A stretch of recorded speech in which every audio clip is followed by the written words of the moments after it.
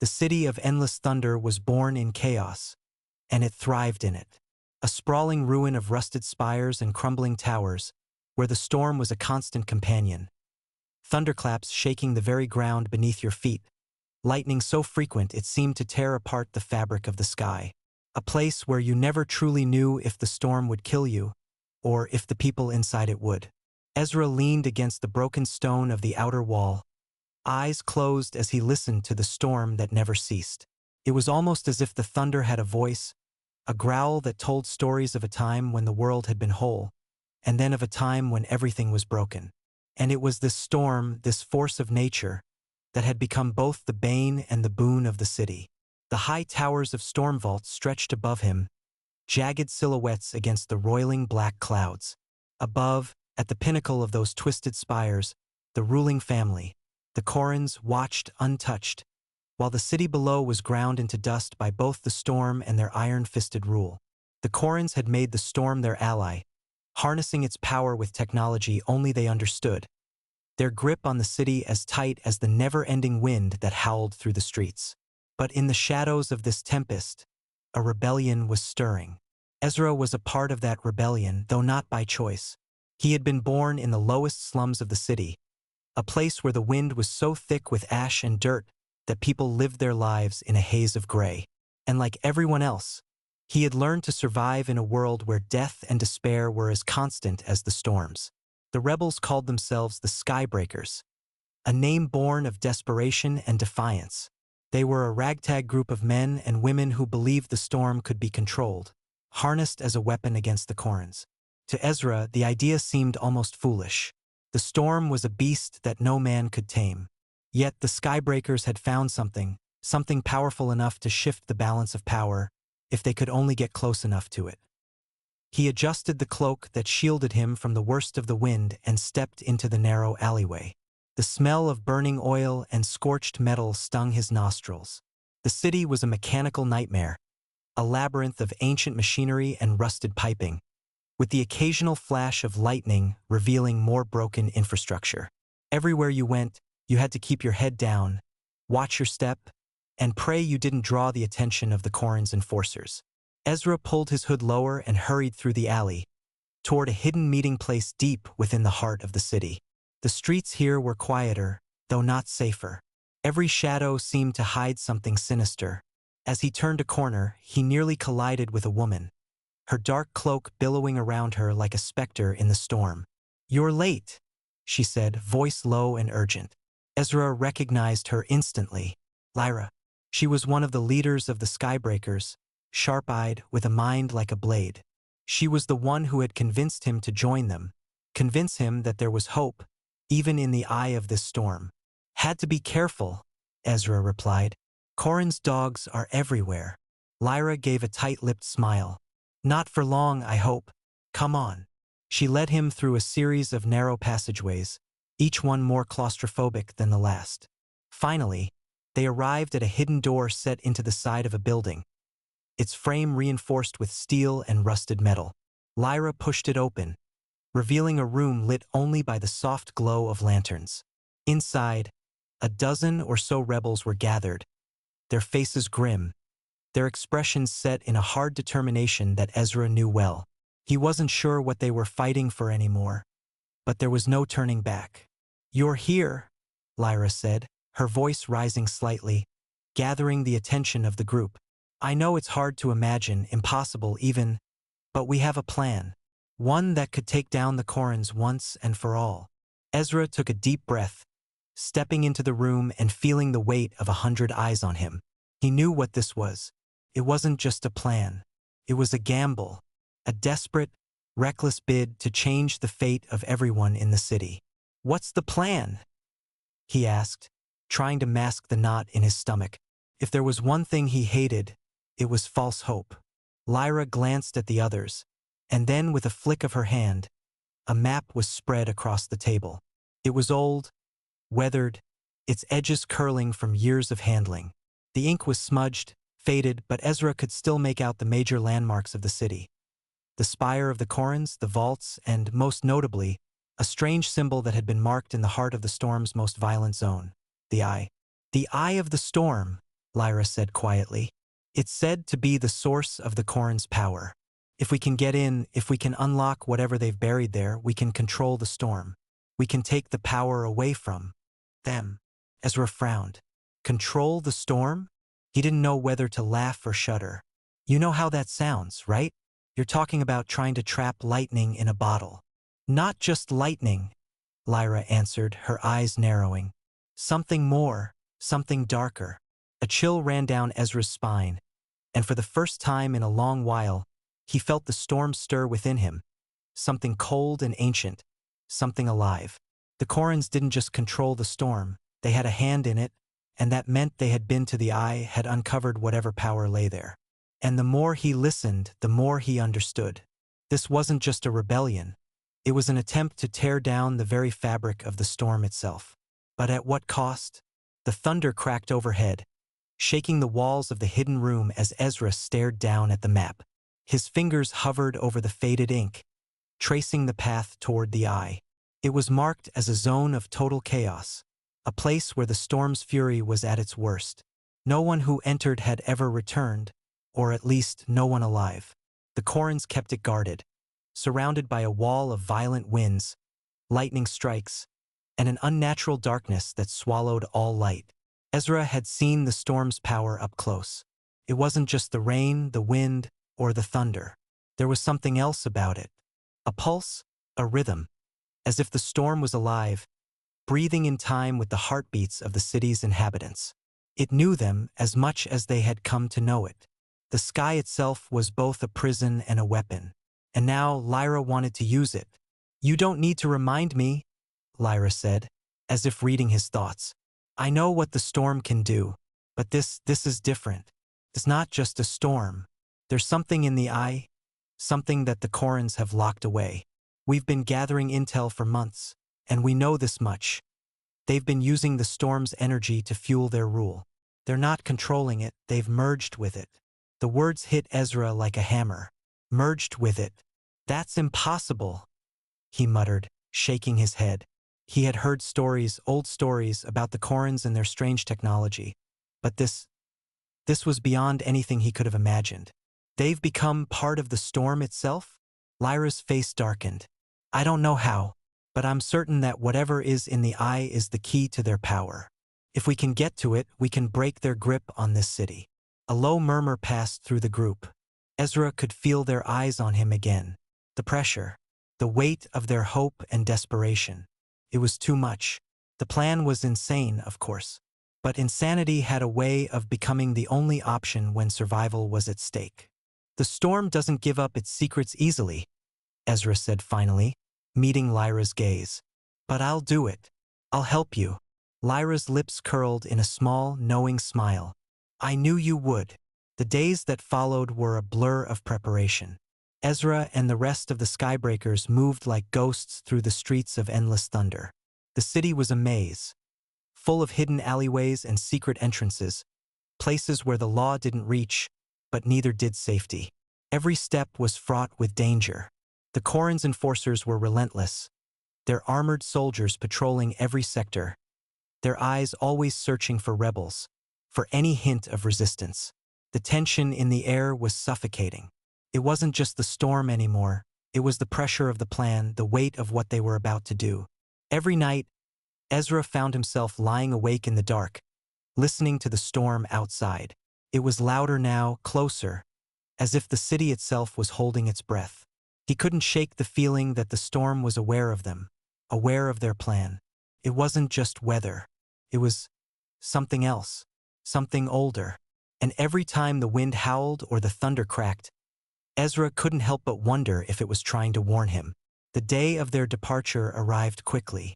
It was a day like any other in endless thunder, dark, overcast skies, the air thick with the scent of ozone and burnt metal. But there was a sense of finality to it, the kind of finality that comes when there's no turning back. Lyra had gathered the rebels in a hidden warehouse on the edge of the city. They stood in a circle, their faces grim and resolute, weapons and supplies packed into small, rugged bags. Ezra could see the fear in their eyes, though none of them spoke it aloud. They all knew the storm was unforgiving. And if they didn't succeed, they wouldn't be coming back. You all know the risks, Lyra said, her voice steady despite the tension. We're about to enter the heart of the storm. It will test us in ways we can't imagine. But we have a chance to take back this city. We have a chance to make the storm our ally. Her words felt hollow, like a fragile shield against the terror they all carried inside. Ezra caught Lyra's eye, and for a moment, they shared a silent understanding. Neither of them was certain they would survive the journey. The storm had taken so many lives already. But there was something darker, something far more terrifying, waiting inside it.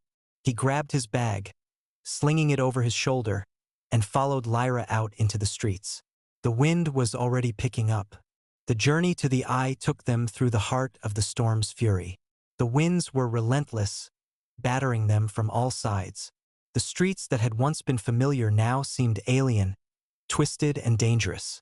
Every flash of lightning illuminated a world that was shifting, changing, as if reality itself was warping under the storm's influence. The closer they got to the eye, the more the storm seemed to grow alive. The clouds churned and writhed above them, thunder cracking so loudly it felt as though the very heavens were about to tear apart. Ezra's heart pounded in his chest as they moved deeper into the chaos. Then, as they reached the outskirts of the eye, everything changed. The storm, once a constant presence, seemed to still. The air grew thick with a strange energy. It wasn't calm, it was something worse. The world seemed to tilt, as if they had crossed into a place where the laws of nature no longer applied. Ezra stumbled, his breath caught in his throat. Lyra turned to him, her face pale, her eyes wide with fear. This isn't right," she whispered. Before Ezra could respond, a flash of lightning streaked across the sky. It was so close, so violent, that it blinded him. And in that instant, something dark and heavy descended upon them. A presence ancient and angry, like a beast waking from a long slumber. The storm wasn't just weather. It was something far worse. The air was thick with static. Every breath Ezra took felt charged, as though the very atmosphere was alive, pulsing with energy. The winds had died down, but something darker had replaced them.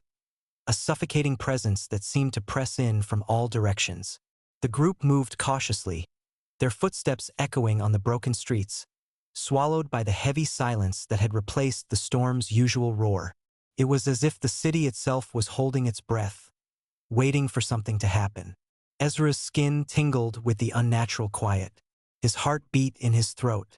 The last time he'd been this afraid, he'd been a child, huddling under a tattered blanket as the storm raged outside, feeling the lightning dance in the air like a living thing. But this was different. The storm wasn't just outside. It was here, in the air, in their bones. "We're close," Lyra murmured, her voice barely audible over the crackling hum in the air. Her eyes, sharp as ever, scanned the horizon, her face pale but resolute. She wasn't afraid, at least not in the way Ezra was. She had been planning this for months, knowing the dangers. She'd convinced herself that they were on the verge of something monumental. But Ezra could see it in her eyes, the same thing he was feeling. The storm had teeth and it was hungry. They reached the edge of the eye in the dead of night, when the city seemed to sleep beneath the cover of a storm-laden sky.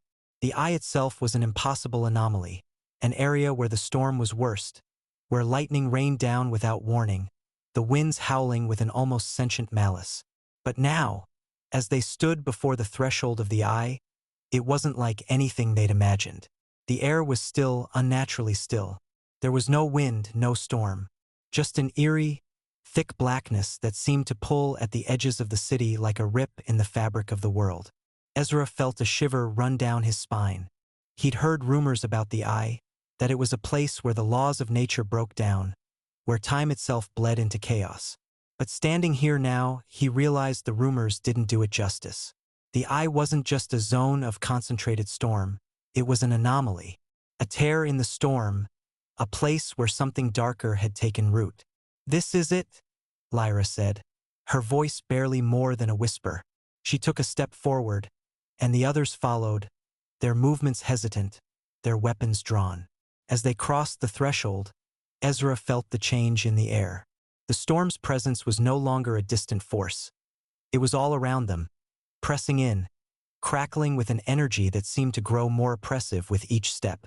The ground beneath their feet began to tremble. A low, rumbling sound, like the growl of some ancient beast, echoed through the streets. The buildings around them began to distort, their shapes twisting, warping as though the storm itself was reshaping reality. It was as if the city was alive, shifting in response to their presence. Ezra glanced at the others. The fear in their eyes was unmistakable. This wasn't just about surviving the storm. This was about understanding it, confronting it, and, if Lyra was right, controlling it. Suddenly, the ground shook harder, and the dark sky overhead split open with a blinding flash of lightning. But this wasn't ordinary lightning. It was purple, crackling with unnatural energy, a jagged arc that seared through the air like a living thing.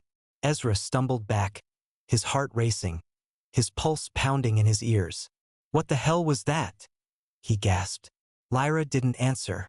Instead, she kept moving forward, her expression locked in grim determination. She knew the dangers. She'd expected this. The rest of them, though, they were terrified. Ezra could see it in their eyes as they followed, the tremors in their hands as they gripped their weapons tighter. As they advanced deeper into the eye, the world around them seemed to dissolve.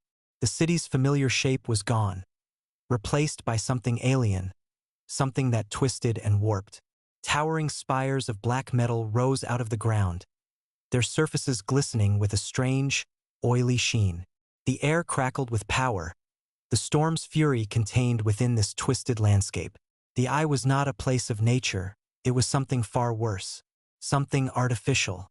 "I told you," Lyra said, her voice tense. "This is it. The heart of the storm."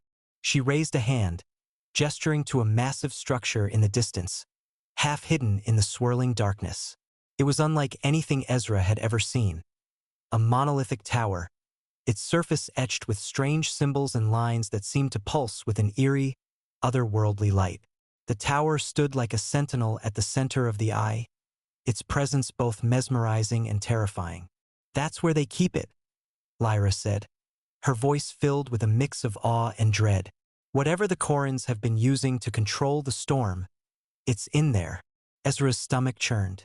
The tower was an enigma, a structure born of impossible design. It was as if the storm itself had been constructed, shaped into something tangible, something man-made. And there, at its heart, was whatever the Corrins had discovered or had become. They moved forward, the ground beneath them still shaking, the air thick with the static of the storm. Each step felt like a battle against the forces of nature itself. The very air was charged with so much energy that it was almost painful to breathe, the static crackling against their skin, making their hair stand on end. When they reached the base of the tower, the world seemed to go still. There was no sound, no thunder, no wind, not even the hum of the storm's energy. Just an oppressive, suffocating silence. "Do we go in?" one of the rebels asked, his voice shaky. Lyra nodded, though her eyes betrayed a flicker of doubt. "We have no choice." They entered the tower, a long, narrow staircase spiraling upwards inside. The walls were smooth, made of an unknown material that seemed to absorb the light, casting everything in deep shadows. As they climbed, Ezra could feel the air growing heavier, the static increasing, until it was almost unbearable. Every muscle in his body screamed at him to turn back, but he ignored it. There was no turning back now. They reached a large chamber at the top, and there, in the center, was a massive, glowing orb, suspended in the air. It hummed with power, its surface crackling with energy. The storm's power seemed to be radiating from it, filling the room with an almost tangible force. Ezra's breath caught in his throat as he stared at it. It was alive, alive with the energy of the storm. The orb was the heart of the eye, the source of the Corrin's power. And as Ezra reached out, the storm responded. A blast of lightning shot from the orb, tearing through the air with a deafening roar. Ezra was thrown back, his body slamming into the stone floor, his vision blurring from the impact. He gasped for breath, his chest tightening as the storm's energy surged around him. Lyra was already on her feet, her expression wild. We need to control it. Now. But Ezra knew one thing for certain. The storm wasn't going to let them take control. It had other plans. Ezra's body crackled with an agonizing charge. His muscles locked in place, spasming from the electric surge that had thrown him back against the cold stone floor. The storm's energy, no, the orb's energy, coursed through the air, filling the room with an oppressive weight that seemed to crush all sound. His vision flickered, momentarily blinded by the intense light pouring from the orb. The pulse of the storm was everywhere, twisting around them, alive with an ancient, malevolent intelligence. It was no longer just a storm, it was a force, and they had awakened it. Ezra! Lyra's voice cut through the chaos, sharp and desperate. Her form was barely visible through the surge of lightning that streaked across the chamber. Get up! We have to control it, or we're dead. He could feel the storm's energy, crackling in the air like a physical presence. 1,000 jagged blades of lightning. It was alive. The storm wasn't something that could be controlled, it was a creature. A beast, bound to the Corans and their twisted technology. And now it was awake. Ezra gritted his teeth and forced himself to. His feet, his legs shaky from the shock. He could barely think through the buzzing, the crackling, the violent pulse of the energy. The room seemed to breathe with the storm, as if it had a rhythm of its own, a dark heartbeat that echoed in his chest. Lyra was already moving, her face hard with determination. She didn't look back at Ezra, but he saw the same fear in her eyes that had been gnawing at him since they crossed into the eye.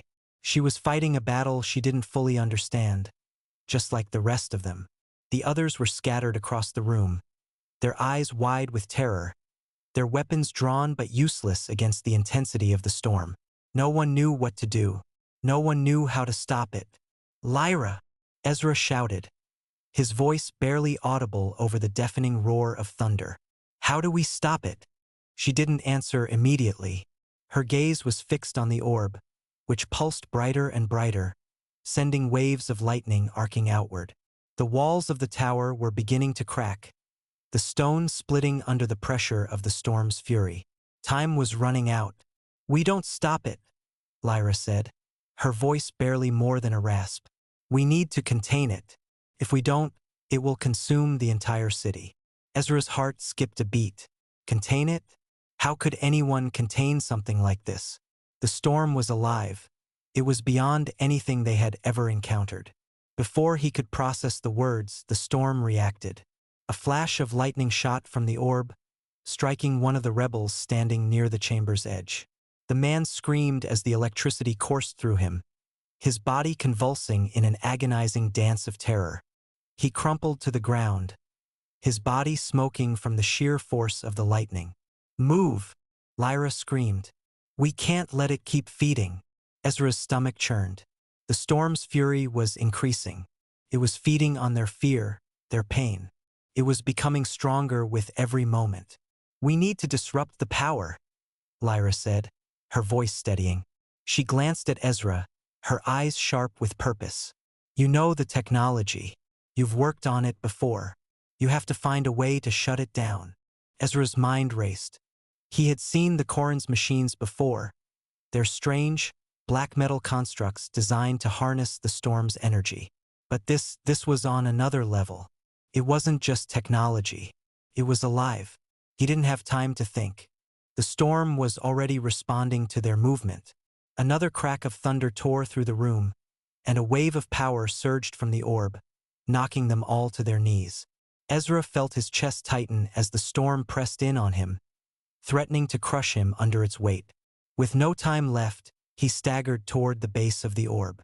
The walls were covered in intricate markings, symbols that seemed to shift and change before his eyes. They were more than just carvings. They were instructions, a guide to the machine's inner workings. If he could understand them, he could shut it down, or at least slow it down long enough to escape.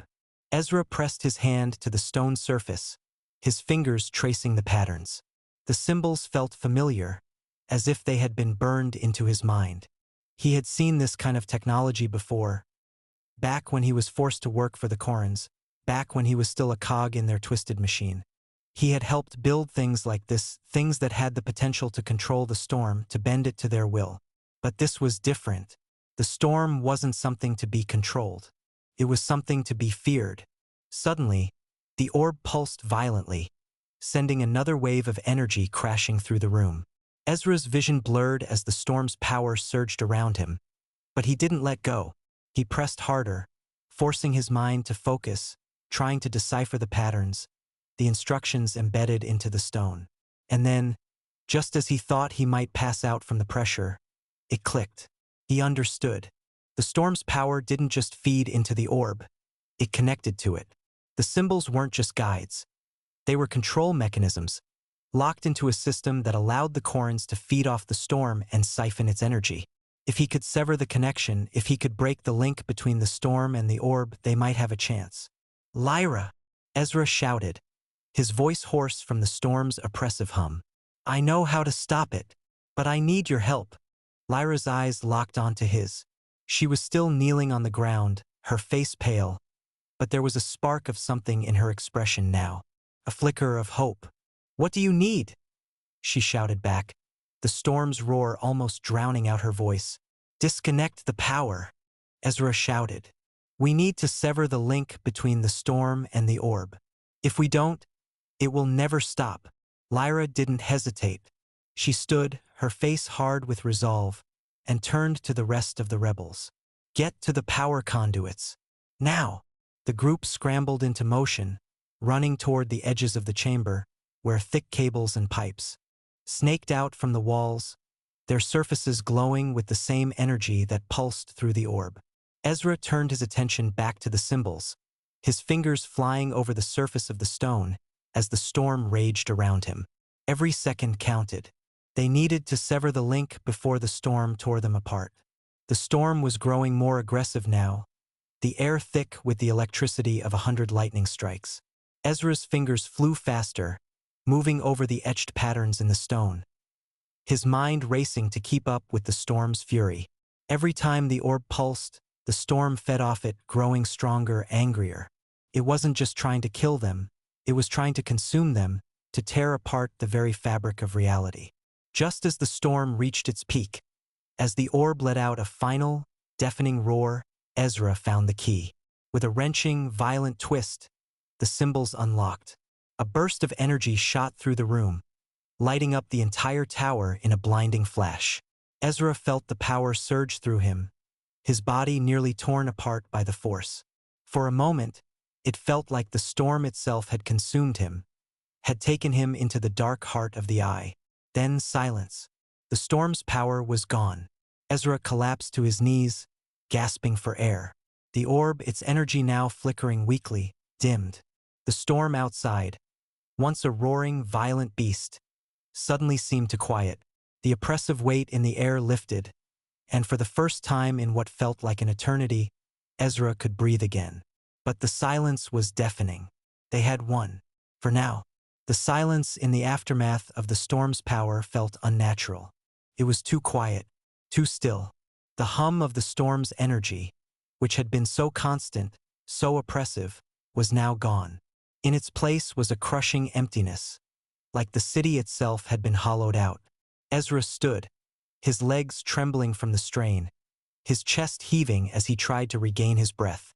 His hands still burned from the energy, the storm's power coursing through him for a brief, terrifying moment.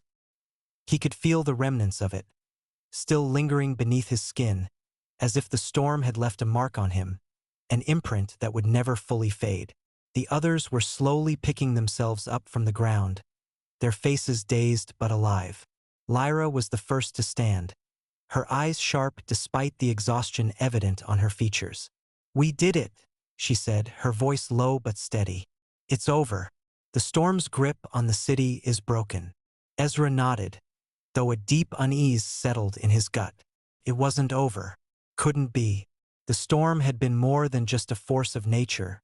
It had been something alive. A creature, twisted and bound to the Corran's will. But now that the link had been severed, the balance of power had shifted.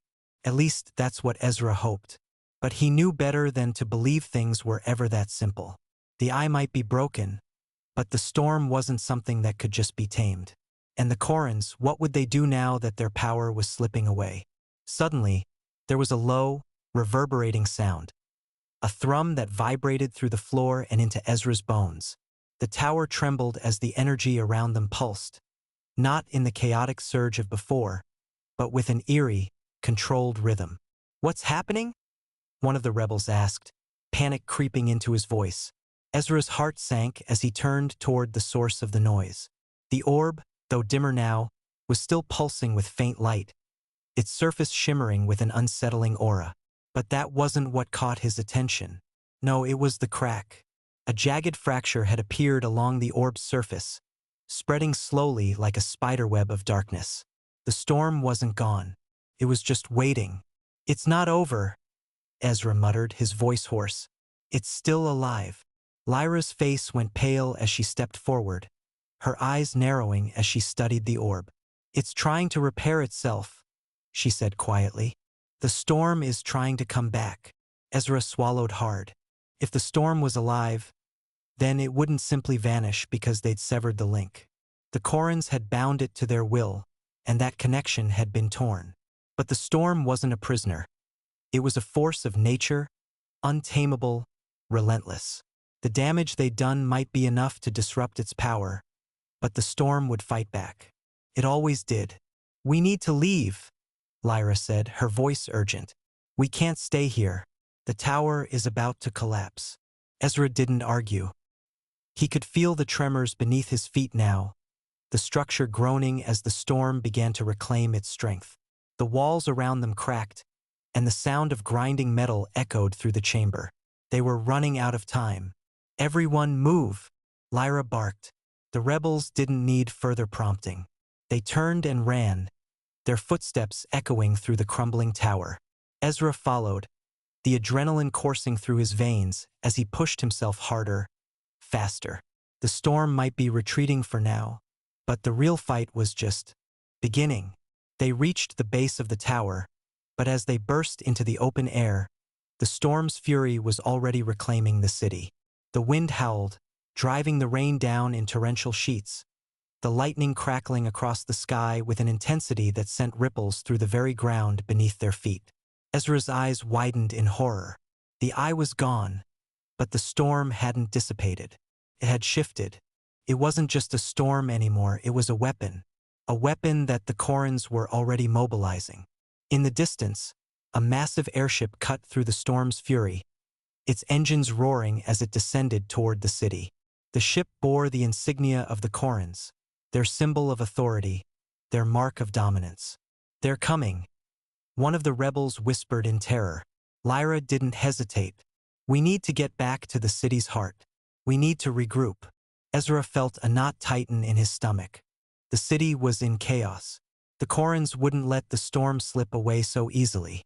They would rebuild, they would adapt, and they would come after them with everything they had. They might have broken the orb, but the Corans were more than just a regime, they were a cult.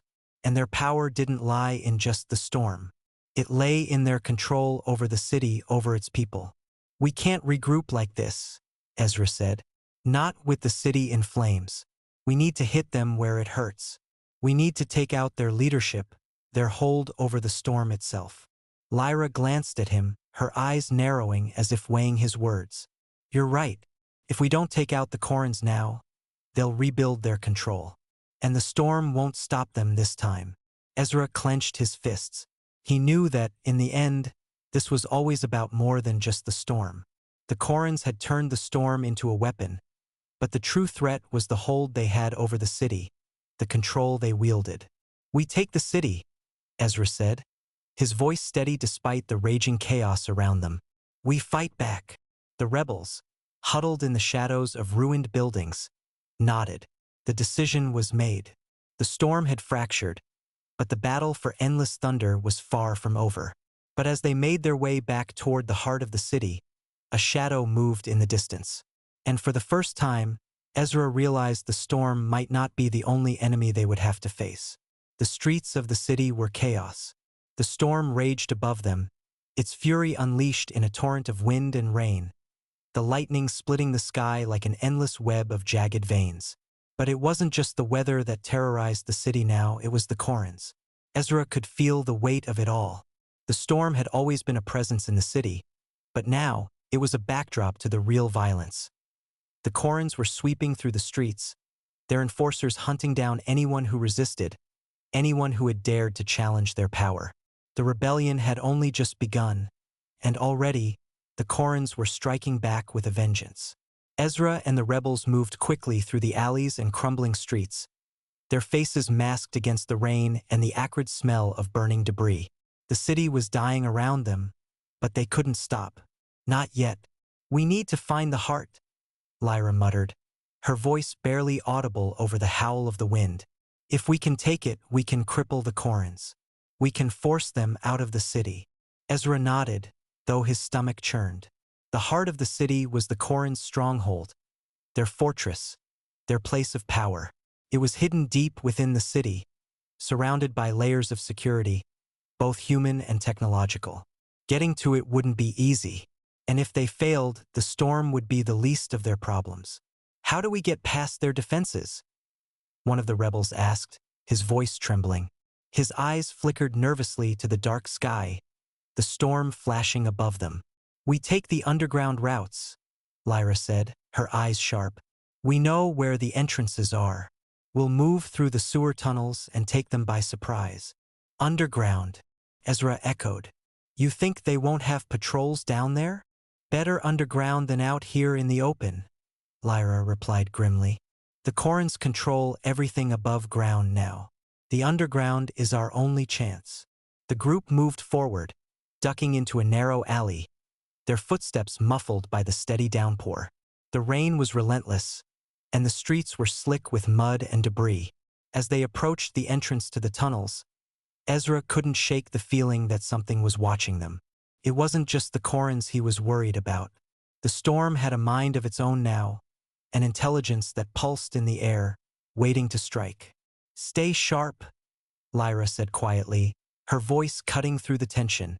"We're close." They reached the sewer entrance, a rusted metal hatch half hidden beneath a pile of rubble. Lyra knelt down, pulling at the handle. It creaked open with a sickening groan, revealing the dark, damp tunnel below. "After you," Ezra muttered, already knowing that no one would argue. They had no choice but to take the risk. The group descended into the tunnels, the hatch slamming shut above them with a dull thud. The air down here was thick with the smell of stagnant water and decay. The walls were damp, slick with mold, and the sound of running water echoed through the narrow passageways. It was claustrophobic, oppressive, but it was safe for now. They moved in near silence, the faint glow of their torches casting long shadows on the walls. The storm above them was muffled down here, but it wasn't gone. The storm's presence was always there, a weight that pressed against them, made everything feel wrong. "How far?" Ezra asked, his voice low. "We're almost there," Lyra replied, her eyes scanning the darkness ahead. "Just keep moving." Minutes dragged into hours, and still, the tunnels seemed to stretch on forever. Every step they took felt like a countdown to something terrible, like they were walking straight into the heart of the storm. Ezra couldn't shake the feeling that something was coming, something far worse than the Corrins. Suddenly, they stopped. Lyra held up a hand, signaling for the group to quiet. The sound of footsteps echoed down the tunnel, faint but unmistakable. The Corrins' patrols had reached the underground. Lyra's face was taut with tension as she motioned for everyone to take cover. They pressed against the walls, their breath held, their bodies stiff as statues. The air was thick with the sound of dripping water, the constant hum of electricity in the distance. Ezra's pulse hammered in his ears. The patrol passed by without noticing them, their heavy boots thudding against the damp ground. Ezra could see the glint of their weapons, the cold, calculating expressions on their faces. They were hunting for rebels, for anyone who opposed the Corrins. And they were close. Once the patrol was gone, Lyra signaled for them to move again. They continued down the tunnel, their pace quickening as the tension mounted. It wouldn't be long before they reached the heart. The heart of the city wasn't a building. It wasn't even a structure, really. It was something far more insidious. It was the core of the Corrin's power, hidden deep beneath the city in a labyrinth of subterranean chambers and tunnels. It was the place where the storm's energy was harnessed, where the Corrins had bound the storm to their will. But Ezra wasn't sure if the heart was a place anymore. It felt more like a presence. The closer they got, the more it felt like the storm was alive beneath them, waiting. It wasn't just the energy of the storm. It was watching them. "We're almost there," Lyra said, her voice barely a whisper, as though afraid to break the fragile silence. "Stay close." The tunnels began to widen, and the walls changed. They were no longer the cracked, damp stones of the lower city. Now they were smooth, black, metallic. The air was heavier here, filled with the hum of machinery and the faint crackle of static. It was as if they had crossed into another world. At the end of the passageway, a massive door stood, its surface covered in the same shifting symbols that Ezra had seen etched on the orb. This was it, the heart. Ezra stepped forward, his hand shaking as he reached for the door's cold, metallic surface. It was unlike anything he had ever felt. The door wasn't just made of metal, it was alive. It throbbed with power, a pulse that matched the rhythm of the storm itself. "We're not alone," Ezra muttered, his voice barely audible as his fingers brushed against the door. Before anyone could respond, the door began to open. Not from their touch, but from within. A deep, resonating hum filled the chamber, and the door parted slowly, revealing the heart of the Corrin's power. And as the door creaked open, Ezra knew they had crossed a line they could never uncross. The chamber beyond the door was vast. It stretched out in all directions, far larger than any space they'd passed through. But it wasn't the size of the room that took Ezra's breath away. It was the presence in the air. It was as though the storm itself had taken root here, its raw energy flowing like blood through the veins of the city. The walls were lined with strange, black metal conduits, pulsing with an eerie blue glow. At the far end of the chamber stood a massive machine, something far beyond anything Ezra had seen before. It looked almost like a throne, a twisted amalgamation of metal, storm, and strange technology, with cables and wires snaking through the chamber, connecting it to the walls, to the storm itself. It breathed with the storm.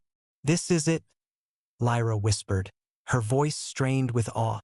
"This is the heart. This is where they control the storm."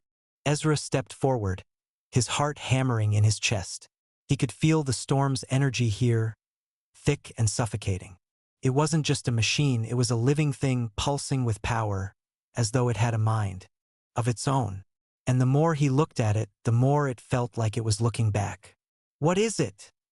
one of the rebels whispered, his voice trembling. "It's not just the storm," Ezra muttered, his eyes narrowing as he scanned the complex machinery. "It's feeding on it." The Corrins didn't just capture the storm's energy. They bound it, tamed it. But this... He hesitated, unsure of what to make of the sprawling mass of gears, conduits, and strange, alien technology. "This is more than control. This is dominion." A low hum filled the air, vibrating through the floor, through Ezra's bones. The machine at the center of the chamber came to life, its metallic arms shifting, gears grinding, and a deep, unnatural voice echoed through the room, vibrating the air. "You are late." The words sent a chill down Ezra's spine. They weren't spoken by a person. There was no mouth, no throat behind the voice. Came from everywhere. Came from the storm. "What the hell is that?" one of the rebels gasped, stepping back. "It's the storm," Lyra said, her voice hollow with realization. "It's alive in there. It's not just a storm anymore. It's something else." The voice continued, its tone dark and mocking. "You think you can stop me?" Ezra's heart raced. It was speaking to him, to all of them. It was like the storm had become aware, like it was toying with them. The sound of footsteps echoed from the shadows, and suddenly, figures emerged from the dark recesses of the chamber. The Corrins. They had been waiting for them. Their leader, General Oren Kor, stepped forward, his cold, calculating eyes scanning the room. His face was stern, like the storm itself had carved the lines of cruelty into his features. Beside him was a woman in a dark, flowing cloak, her face obscured by a hood. "You've been meddling with forces you do not understand," General Kor said, his voice low and dangerous. "You think you've broken the eye. You think you've stopped us. But you are only feeding the storm, feeding the beast." Ezra's stomach twisted. He had been right. The storm wasn't just alive. It was hunger, and they were feeding it. "What is this?" Lyra demanded, her voice tight with rage. "What have you done to the storm?" General Kor's lips curled into a cruel smile. It was never meant to be controlled. The storm was merely a tool, an energy source. But over time, we learned to harness it. And in doing so, we discovered something far more fascinating. The woman beside him stepped forward, pulling back her hood. Her eyes were cold, but there was a darkness in them that sent a shiver down Ezra's spine. She wasn't just an enforcer of the Korans. She was part of this, part of the storm. "She is the heart of it," Kor continued. "The one who binds it, the one who becomes it." Ezra's eyes widened as he realized the truth. The woman wasn't just some high-ranking Korans officer. She was the conduit, the sacrifice. "Her name is Nara," Kor said, his voice full of twisted pride. "She is the storm's avatar. Through her, we can command the storm. Through her, we become the storm." Nara lifted her hands, and the storm in the chamber shifted. The air crackled with lightning, and the machines around them hummed louder, their blue light flashing brighter. She was channeling the storm's power, bending it to her will. Ezra could feel the heat from the energy, the raw force that surged through the room.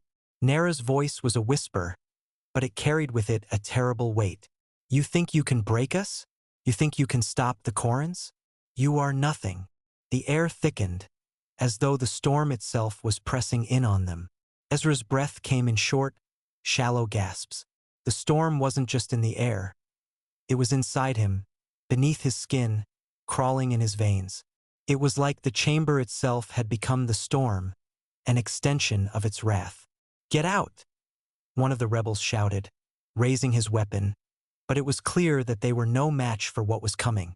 No weapon could stop the storm, not when it was alive, not when it was this powerful. Lyra's face was hard, her eyes flashing with determination. "We don't have time for this," she said, her voice low. "We need to destroy the heart. We can't let them keep feeding the storm." Ezra nodded, his mind racing. But the storm, it was everywhere now. There was no escape from it. It had become the very air they breathed. And then, something shifted. The hum of the heart grew louder, more intense. The storm's presence grew stronger, and the ground beneath them trembled. Something was happening. The machine was reacting to Nara, but it wasn't responding the way they expected. It was growing unstable. "No," Nara's voice hissed, her eyes widening in realization. "The storm, it's out of control." It was too late. The air was thick with tension. The storm was no longer just the howling wind and blinding lightning above. It had become part of the chamber itself, coiling through the walls and floor, pulsing in the very air they breathed. Ezra felt its presence suffocating him, pressing against his chest like a vice. The storm had turned on them, and it was more furious than ever. Nara's face twisted with fear as the machine, the heart, began to shake violently. The blue light flickered erratically, crackling in every direction, casting shadows that seemed to move on their own. The storm had stopped responding to her commands. It was no longer something they could control. It was something they had awakened, something that now wanted them. "Stop it!" Nara screamed, her hands outstretched, trying desperately to rein in the power. But the storm inside the heart had become a living thing, an uncontrollable force. Her voice was drowned out by the deafening roar of the winds as the heart began to tremble, its machinery groaning under the pressure. Kor stepped forward, his face twisted in anger, but there was fear in his eyes now, a fear Ezra had never seen from the Korans' leader before. For the first time, Kor was no longer in control. The storm was. "You fool," Kor snarled, turning to Nera. "This wasn't part of the plan. The storm is mine." But Nera couldn't respond. She was no longer in control of the storm. It was as if the storm had become her, as if the machine had fused with her, and now it was in the process of consuming her. The storm's energy pulsed through the chamber with brutal intensity, whipping through the air, making the metal walls groan as if the entire room might collapse. Ezra could feel it, deep in his bones, the raw energy of the storm surging in all directions, smashing into the very foundation of the city. The entire structure was starting to buckle under the pressure. "We have to destroy it," Lyra shouted, her voice cutting through the chaos. She was already moving, darting toward one of the exposed power conduits near the far wall, but Ezra grabbed her arm, pulling her back. "No, it's too late for that," Ezra yelled. "We need to get out of here. The storm's going to tear the city apart." The rebel group was already scattering, trying to find cover, but there was nowhere to hide. The storm was everywhere, filling the room with a blinding flash of light. The thunder deafened them, reverberating through the chamber, the sound so loud that it felt like the city itself was shaking apart. Ezra could barely hear himself think as the storm's energy slammed into every surface, threatening to shatter everything in its path. Nera fell to her knees, her hands clutching her head in agony, her body convulsing as the storm seemed to engulf her. The energy swirled around her, crackling through her limbs, her body spasming uncontrollably as the power of the storm fused with her very flesh.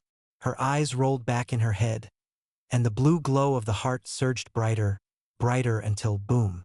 A sudden explosion of light and force sent Ezra flying backward, slamming into the wall of the chamber. He felt his body jar violently with the impact, but the pain was secondary. His vision blurred, and he could barely hear over the ringing in his ears. For a moment, everything went quiet, and then the storm came crashing down.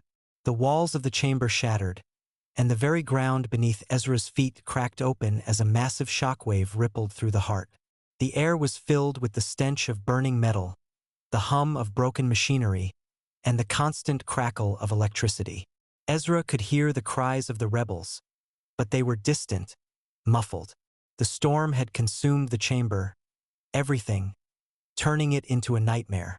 Ezra forced himself to stand, his knees weak, his head spinning. The storm was no longer just a force outside the city. It was inside the city, tearing through the very foundations of everything. It was unstoppable. Nera was gone. In her place, there was only a massive, writhing vortex of energy at the center of the chamber. The storm had possessed her. It had taken over the heart completely. And now it was more than just a storm. It was the eye of the storm, the heart of its fury and rage. "Lyra!"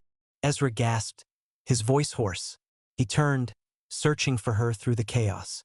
She was crouched behind a collapsed pillar, but when their eyes met, Ezra could see the same realization dawning in her eyes. "We have to stop it," Lyra shouted, but even as she spoke, the ground beneath them trembled again. Another pulse of energy shot through the room, followed by a deafening roar of thunder. The storm was no longer just in the city, it was the city. Ezra looked back at the eye. It was alive, swirling with a dark, malevolent force, its energy coursing through every inch of the city. He could feel it, a wave of power so pure, so terrible, that it sent a cold chill up his spine. "This is it," he muttered. "It's too late." Lyra looked at him, her face pale but determined. "No," she said, shaking her head. "It's not too late. We can still fight." Ezra met her gaze. He wanted to believe her, but deep down he knew this was beyond them. This wasn't just a battle against the Korans anymore. It was a battle against everything. The storm, the city, the forces they had unleashed. The storm had broken free of its chains, and now it was coming for them all. "Run." Ezra's voice was barely above a whisper. He turned, pulling Lyra toward the exit. The storm's eye was too powerful to fight. If they stayed, they would be consumed.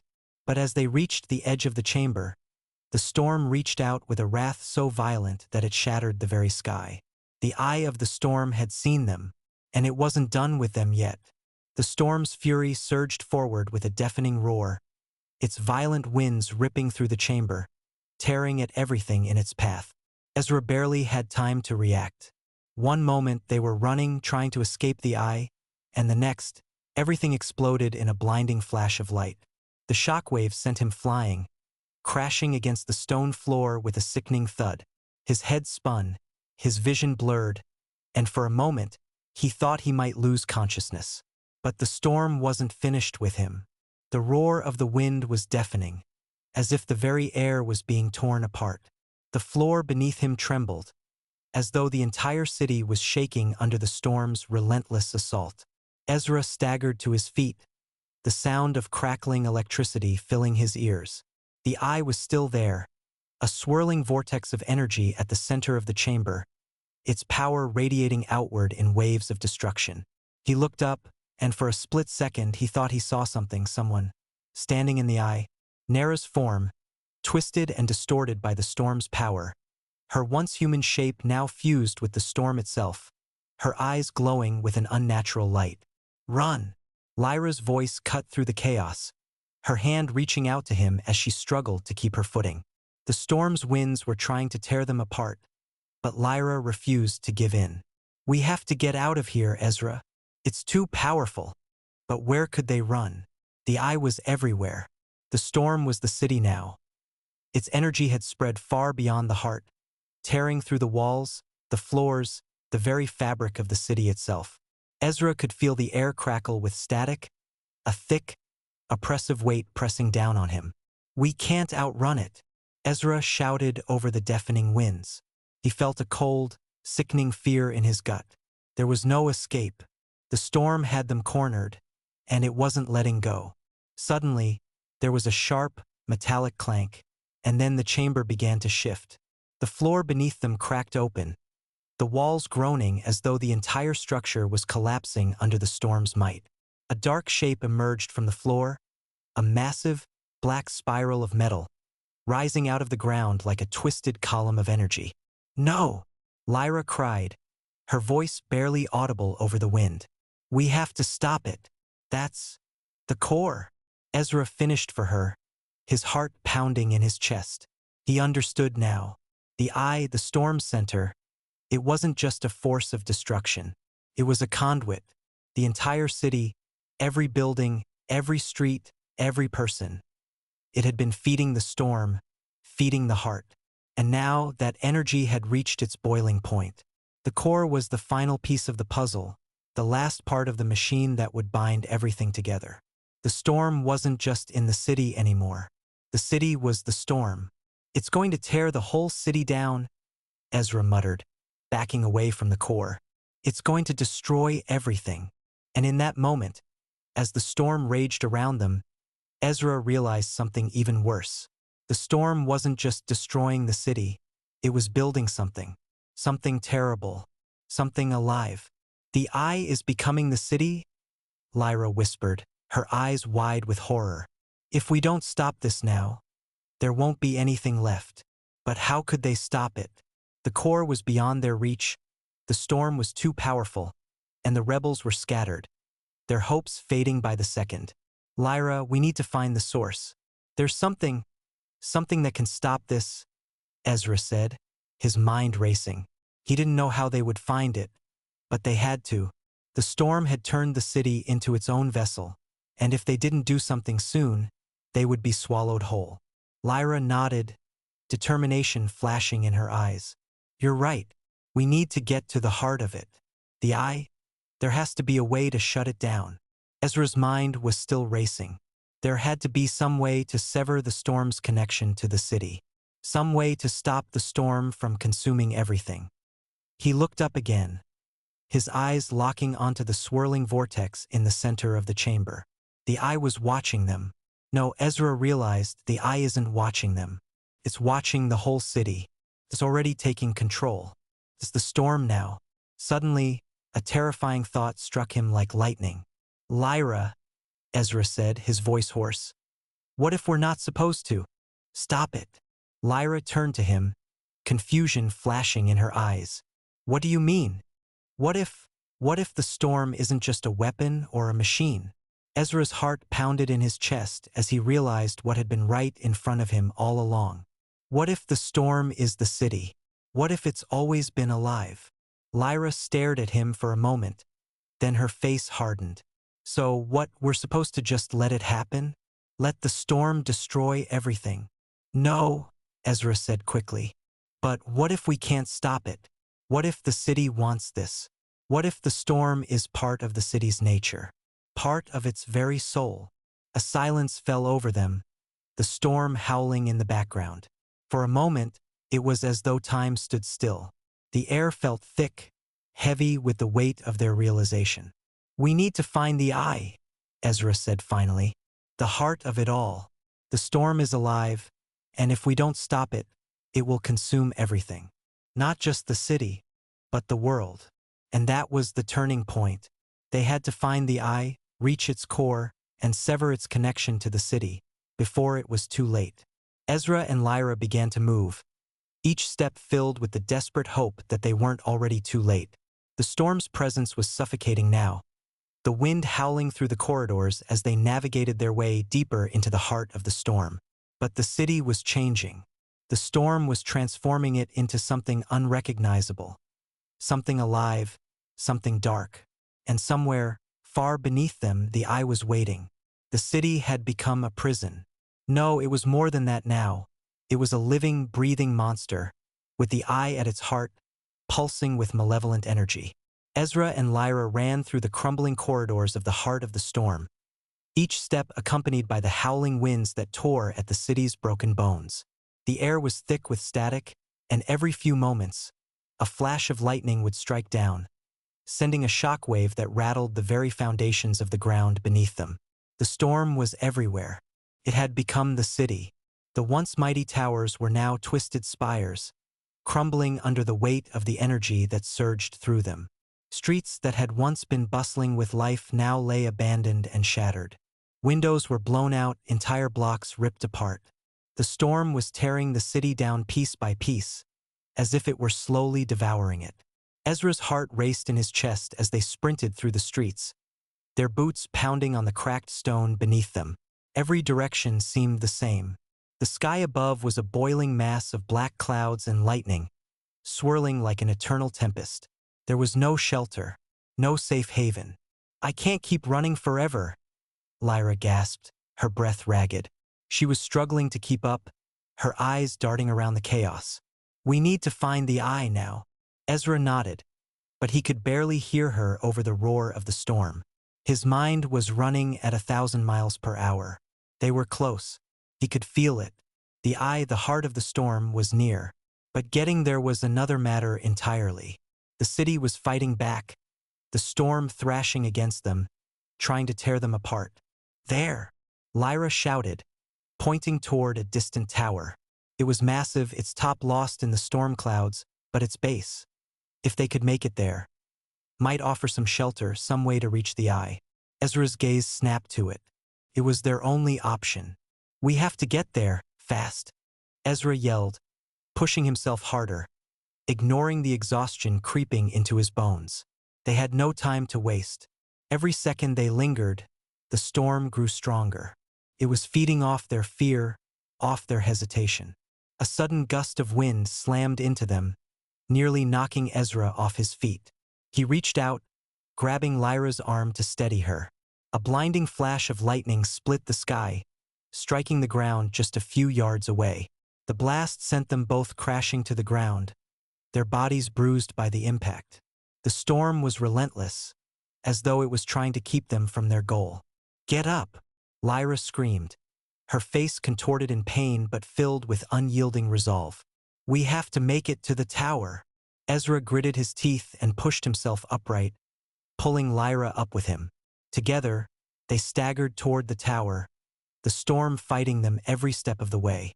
As they drew closer, the storm's fury only increased.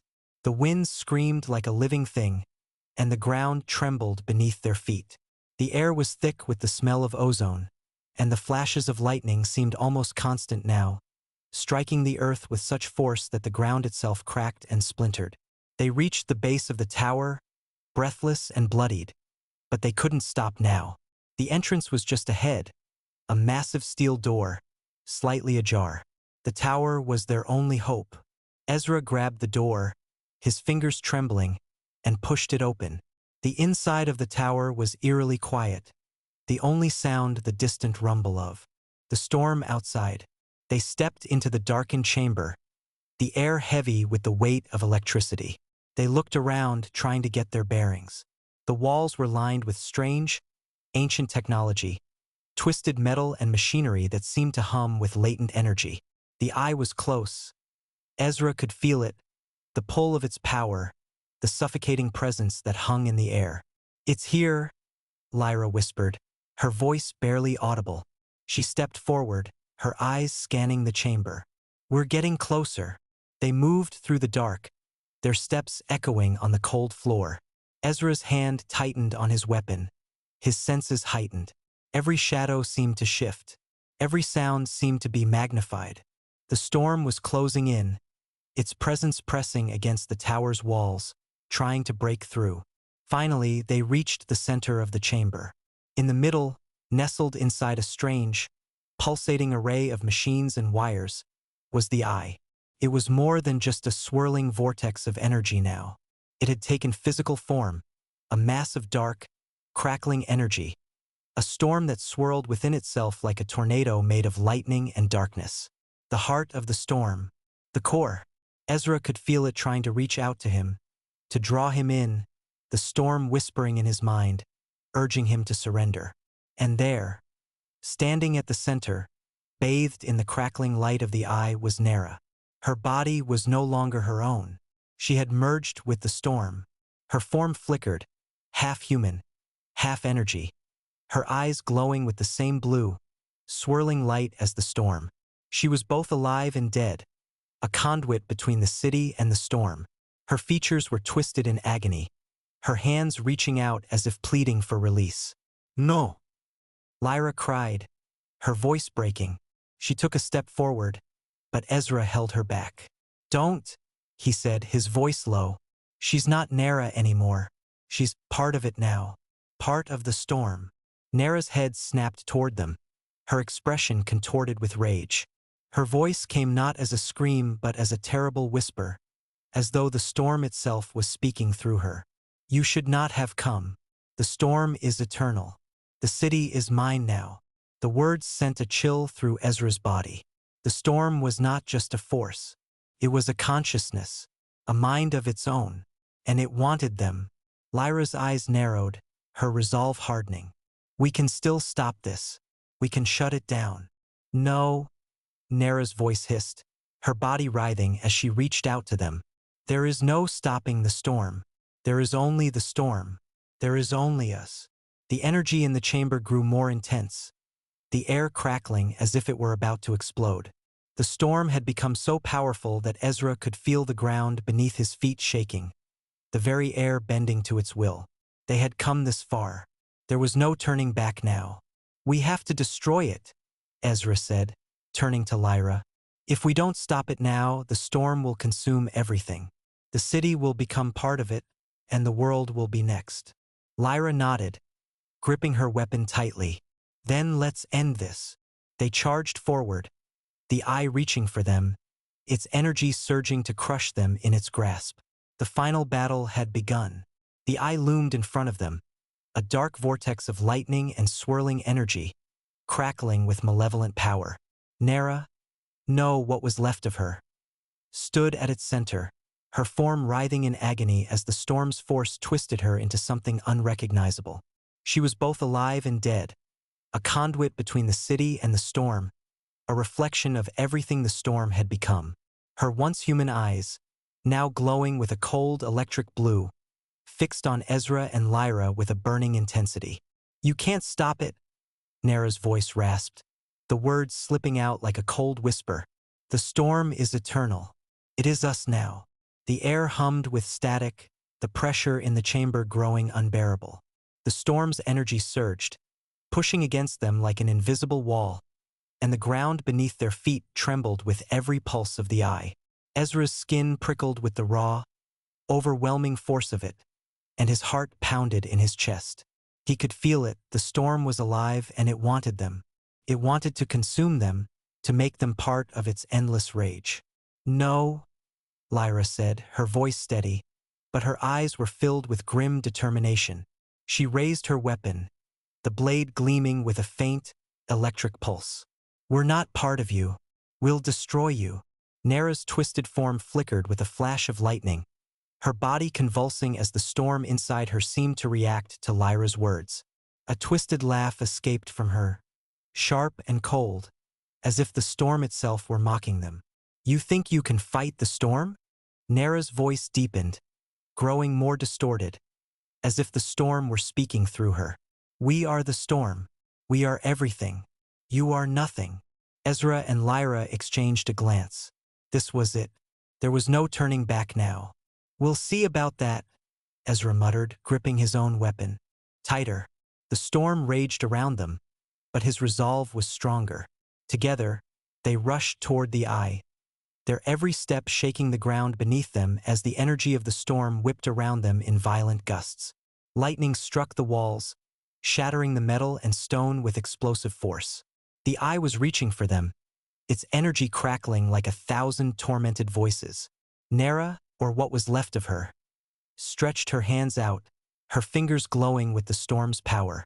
"You can't escape," she whispered, her eyes burning with blue fire. "The storm will never let you leave." But Ezra was already moving, his heart thundering in his chest, his mind sharp with focus. They had come this far. They couldn't stop now. The eye flared brighter, the swirling vortex expanding as Nara's body seemed to merge further with the storm. The air crackled with electricity, and the ground beneath them began to split apart, as if the storm was tearing the very city from its roots. Lyra raised her weapon high, the blade humming with energy. The storm threw itself at them, a violent wave of force that tore at the walls, trying to crush them under its power. But Ezra and Lyra stood their ground, fighting through the maelstrom. Ezra's eyes fixed on the eye at the center of the room. It was feeding on the city, on everything, its pulse a beating, living thing. The storm was not just a weapon. It was a being, and it was growing, consuming everything in its path. He knew they had to destroy it. The eye had to be severed from the city, or else the storm would continue to spread, swallowing the world whole. Without warning, Nara lunged forward, her hands reaching toward them with terrifying speed. The storm surged around her, and for a moment, Ezra felt a wave of fear threaten to overtake him. But he pushed it down. Fear would only feed the storm. "Lyra, we need to break her hold on the eye," Ezra shouted. Lyra nodded, her eyes sharp with purpose. "I know what to do. Cover me." Ezra didn't need to hear more. He rushed forward, meeting Nara's outstretched hands with his own weapon, the blade clashing against the storm's power. The shock of impact sent a violent tremor through the chamber, and for a moment, Ezra felt his vision blur from the sheer force of it. Nara hissed, her body thrashing, her face contorted with fury. "You think you can destroy what is eternal?" she spat. "You will fail." Ezra's heart pounded. The storm inside her was like a living thing, fighting back with every ounce of its power. But he could feel the connection between the storm and the city, the way the eye's energy had rooted itself in the very fabric of the place. If they could sever that connection, they could end this madness. Lyra moved quickly, darting toward the heart of the eye. She didn't hesitate, didn't flinch as the storm crackled around her, trying to knock her off her feet. She was focused, her weapon raised high as she aimed it directly at the eye's core. "No!" Nara screamed, her voice distorted by the storm's rage. "You cannot destroy it. You cannot control it." But Lyra was already there. She thrust her blade into the heart of the eye, and the entire chamber seemed to shudder under the impact. The storm howled in fury, its energy surging violently in all directions as the eye pulsed and cracked, its power unraveling. Nara's scream echoed through the chamber, a sound of pure agony as the storm around her began to falter, the energy fluctuating wildly. The walls of the chamber cracked and splintered, and Ezra could feel the entire city shaking as the storm tried to regain its hold. "It's working," Lyra shouted, but her voice was strained, as if even she wasn't sure how much longer the storm would let them survive. Nara reached out with one final, desperate lunge, her body writhing in pain as the storm tried to consume her whole. But Ezra was faster. He drove his weapon into the heart of the eye, right alongside Lyra's. The eye flared, its energy screaming as the two weapons struck its core, sending shockwaves of power throughout the chamber. And then silence. The storm's roar faded, its energy dissipating like a storm cloud breaking apart. The wind stilled, and the air grew still. For a long moment, there was nothing but the crackling remnants of the storm's energy, the echoes of the battle that had just been fought. Ezra and Lyra stood, breathing heavily, staring at the shattered remnants of the eye. The city was still, too still, as if the storm had taken its final breath. But they weren't sure if it was truly over. The eye had been destroyed, but the city itself, the city that had become one with the storm, was a shadow of what it once was. Nara's form flickered one last time, her body writhing as the storm's energy consumed her completely. With a final, anguished scream, she disappeared, her figure dissolving into nothingness. The storm had lost its grip. The city was free. But at what cost? Ezra stood in the aftermath, staring out at the destruction. The storm was gone, but the damage had been done. The city, this once thriving metropolis, was now a ruin, a shell of its former self. The air was still thick with the remnants of energy, the ground cracked and broken. And yet they had won. The storm was no longer a threat. The city was free. But as Ezra looked over the wreckage, he couldn't help but wonder, what would they do now? The storm had passed, but the city's bones still trembled. Ezra stood at the edge of what had once been the central plaza, staring out across the wreckage. The city, no, the corpse of the city, lay before him, a skeletal ruin stripped of life. The great towers that had once scraped the sky were now twisted spires of blackened stone and shattered metal. The streets, once filled with noise and color, now stretched in endless silence, a wasteland of dust and broken glass. Felt wrong. Ezra could feel the weight of it in his chest, the oppressive stillness of a place that had been torn apart, not just physically, but spiritually. The storm had been the city, the heart of its energy, its lifeblood. And now that it was gone, what was left? Nothing but echoes. Lyra stood beside him, her face pale but resolute. She, too, was looking out at the destruction, her eyes distant, as though she were seeing something Ezra couldn't. "They're gone," Lyra murmured, her voice tight with sorrow. "All of them, the people who lived here, they're all gone." Ezra didn't answer immediately. He didn't need to. They both knew that the storm had taken far more than the buildings and the machines. It had taken the souls of the people who had lived here. It had taken their lives, their memories, their futures. The city had been alive, but now it was dead. The storm had been its pulse, its heartbeat, and with its death, the life of the city had stopped. The air itself felt hollow.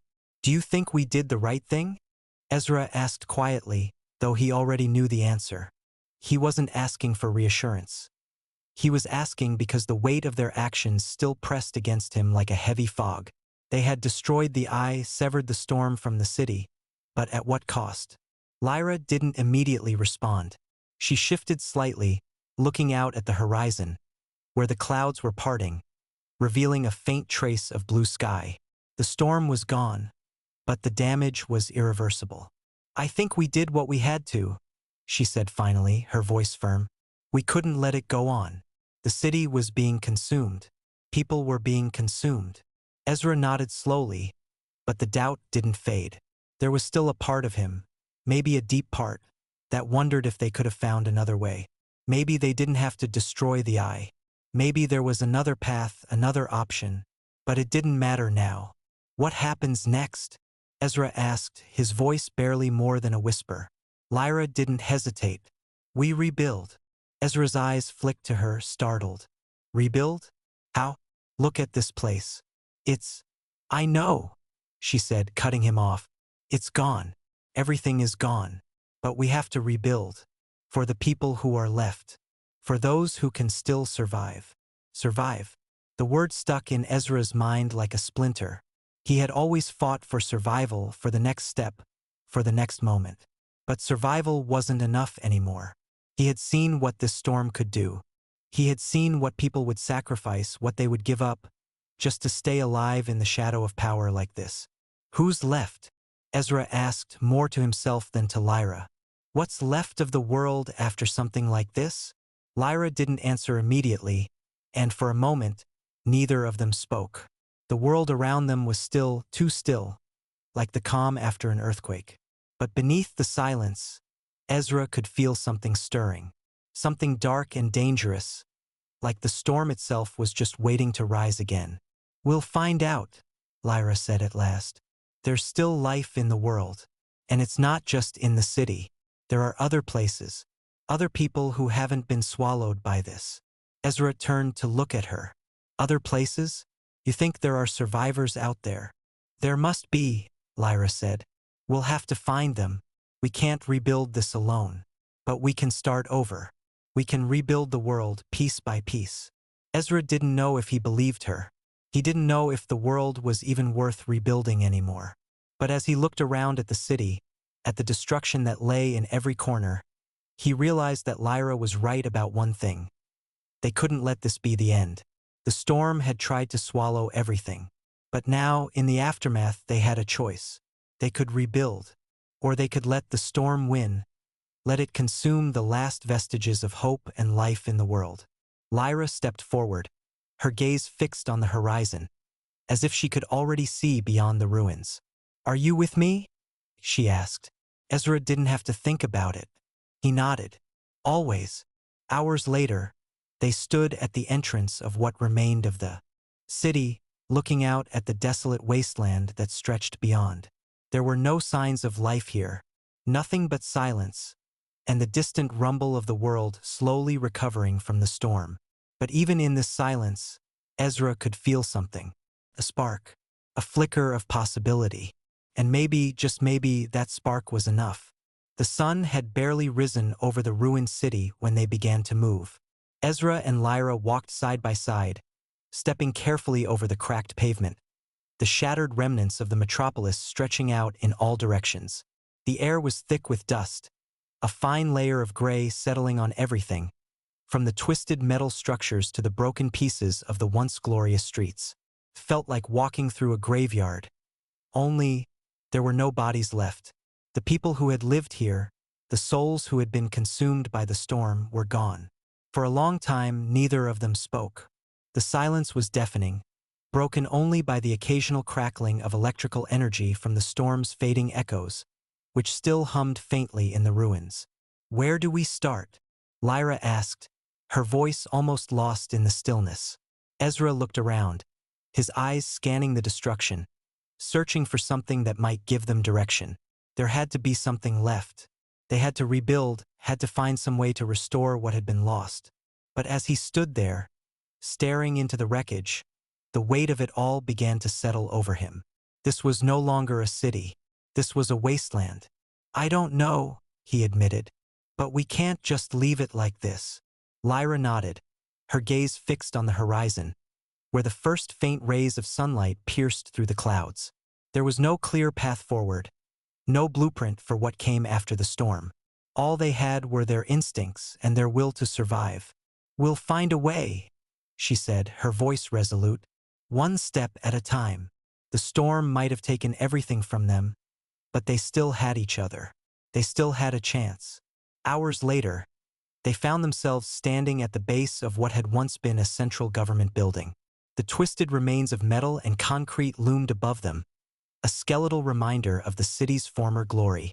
It was here that the heart of the city's power had once pulsed.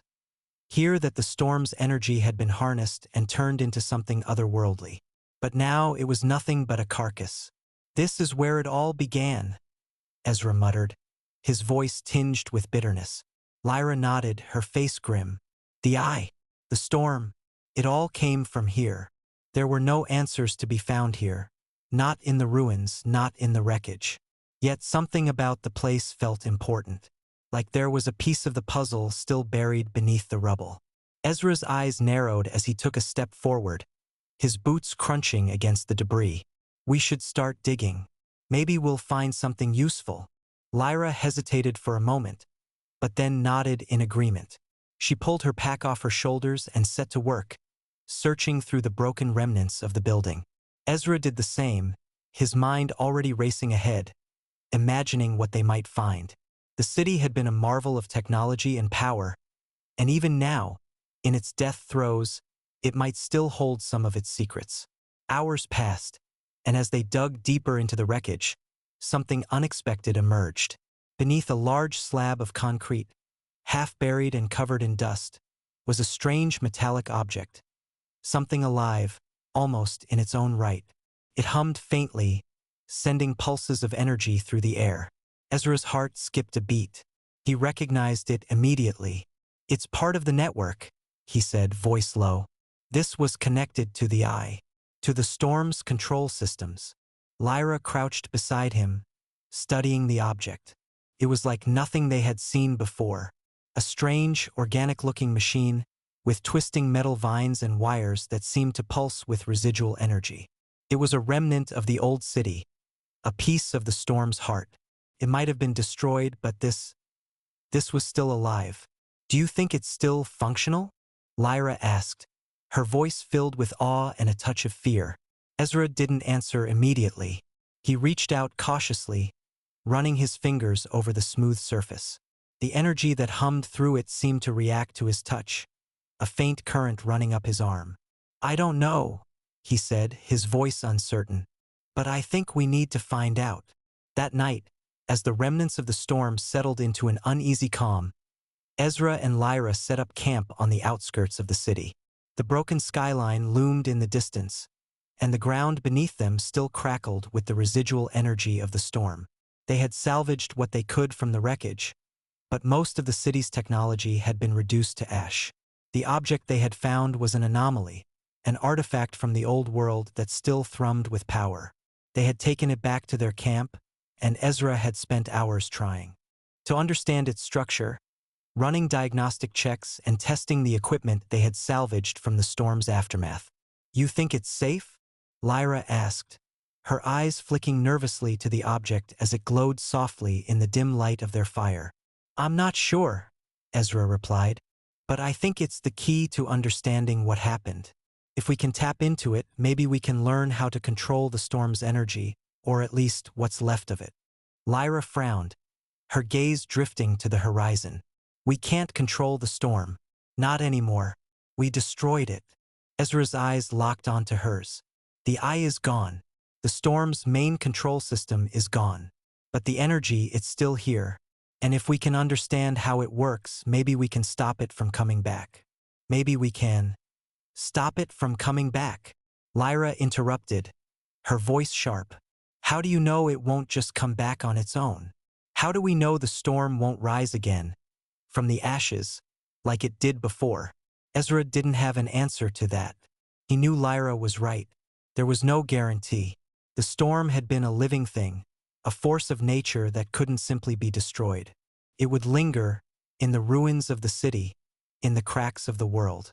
And if they weren't careful, it could rise again. But he also knew something else. They couldn't live in fear of the storm forever. They had to understand it. They had to control it, or else it would control them. "We can't afford to ignore it," Ezra said finally. "We have to find a way to make sure it doesn't come back, to keep it from taking everything again." Lyra stared at him for a long moment before nodding slowly. "All right, but we do this carefully, Ezra. We don't know what we're dealing with here." Ezra nodded, his jaw tightening with resolve. They had destroyed the eye, but the storm's legacy wasn't over. Not by a long shot. It was still out there, in the ruins buried beneath the ashes. And as long as it existed, they would have to face it. The night passed in uneasy silence. The remnants of the storm still crackled in the air, the faintest trace of energy lingering in the atmosphere, like the aftertaste of something dangerous. Ezra couldn't shake the feeling that something wasn't quite right. It wasn't just the city, or the artifact they had uncovered. It was something deeper, something primal. The storm had been more than just a force of nature. It had been a presence, a mind, a hunger. And that hunger hadn't disappeared just because the eye was gone. By dawn, they had packed up their camp, and the object they had found was now secured in a makeshift container.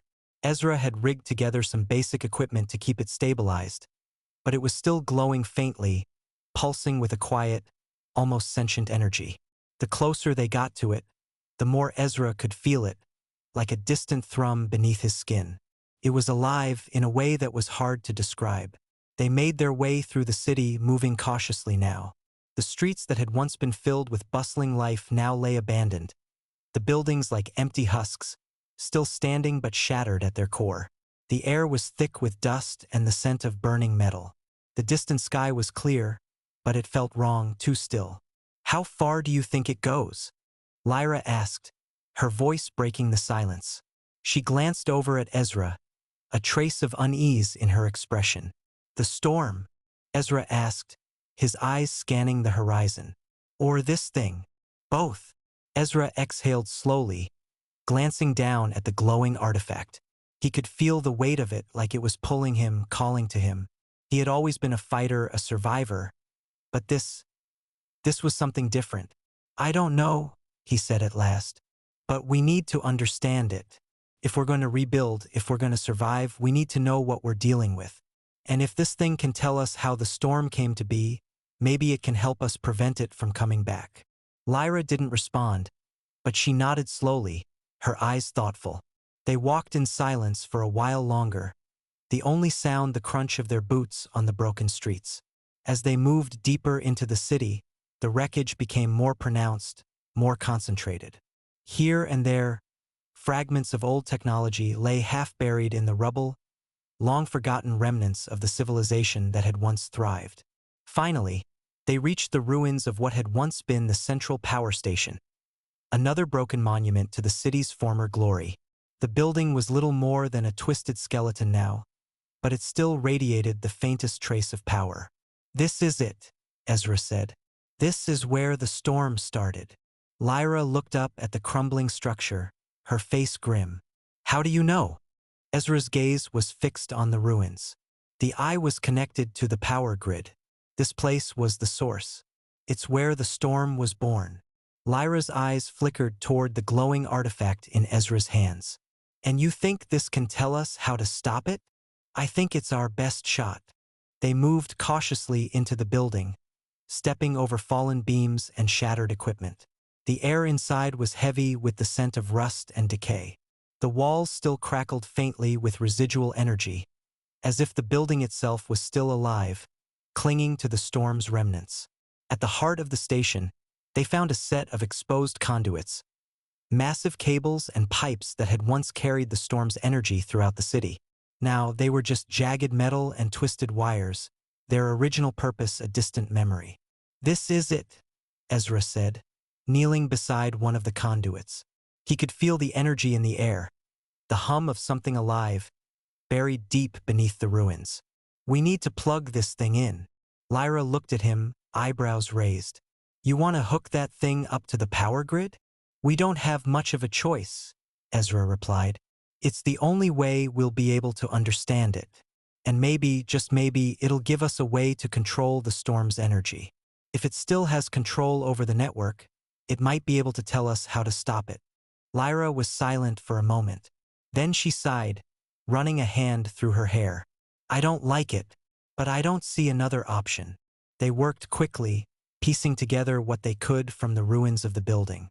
It wasn't easy. There were no tools, no manuals, no guides. But they were used to improvising, used to surviving against impossible odds. And after everything they had been through, it seemed nothing could stop them now.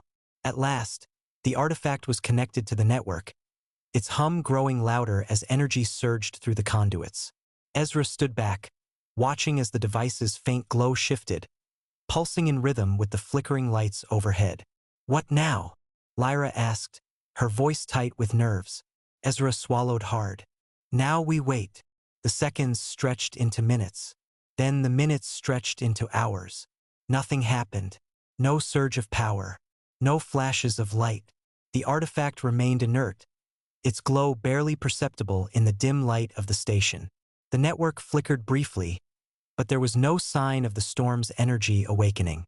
Lyra shifted restlessly beside him. Ezra, what if it's broken? It's not broken, Ezra replied, his voice tight with frustration. It's still reacting, but it's not enough. Something's missing. As he spoke, a strange sensation washed over him, a cold shiver running down his spine. The air had grown thick, heavy. And then he heard it. A faint whisper, like a voice, but it wasn't human. It was something darker, something alien. It was the storm, he realized. He spun toward the artifact, his breath catching in his throat. It was alive. The hum had grown louder, more insistent. The artifact was pulsing with energy, but it wasn't just energy, it was intelligent. The storm had been a consciousness all along, a sentient force that had chosen to merge with the city, with its people. The storm had a mind, a will, and it was still here. No, Ezra whispered. This isn't over. It's... Before he could finish, the building began to shake. The storm was waking.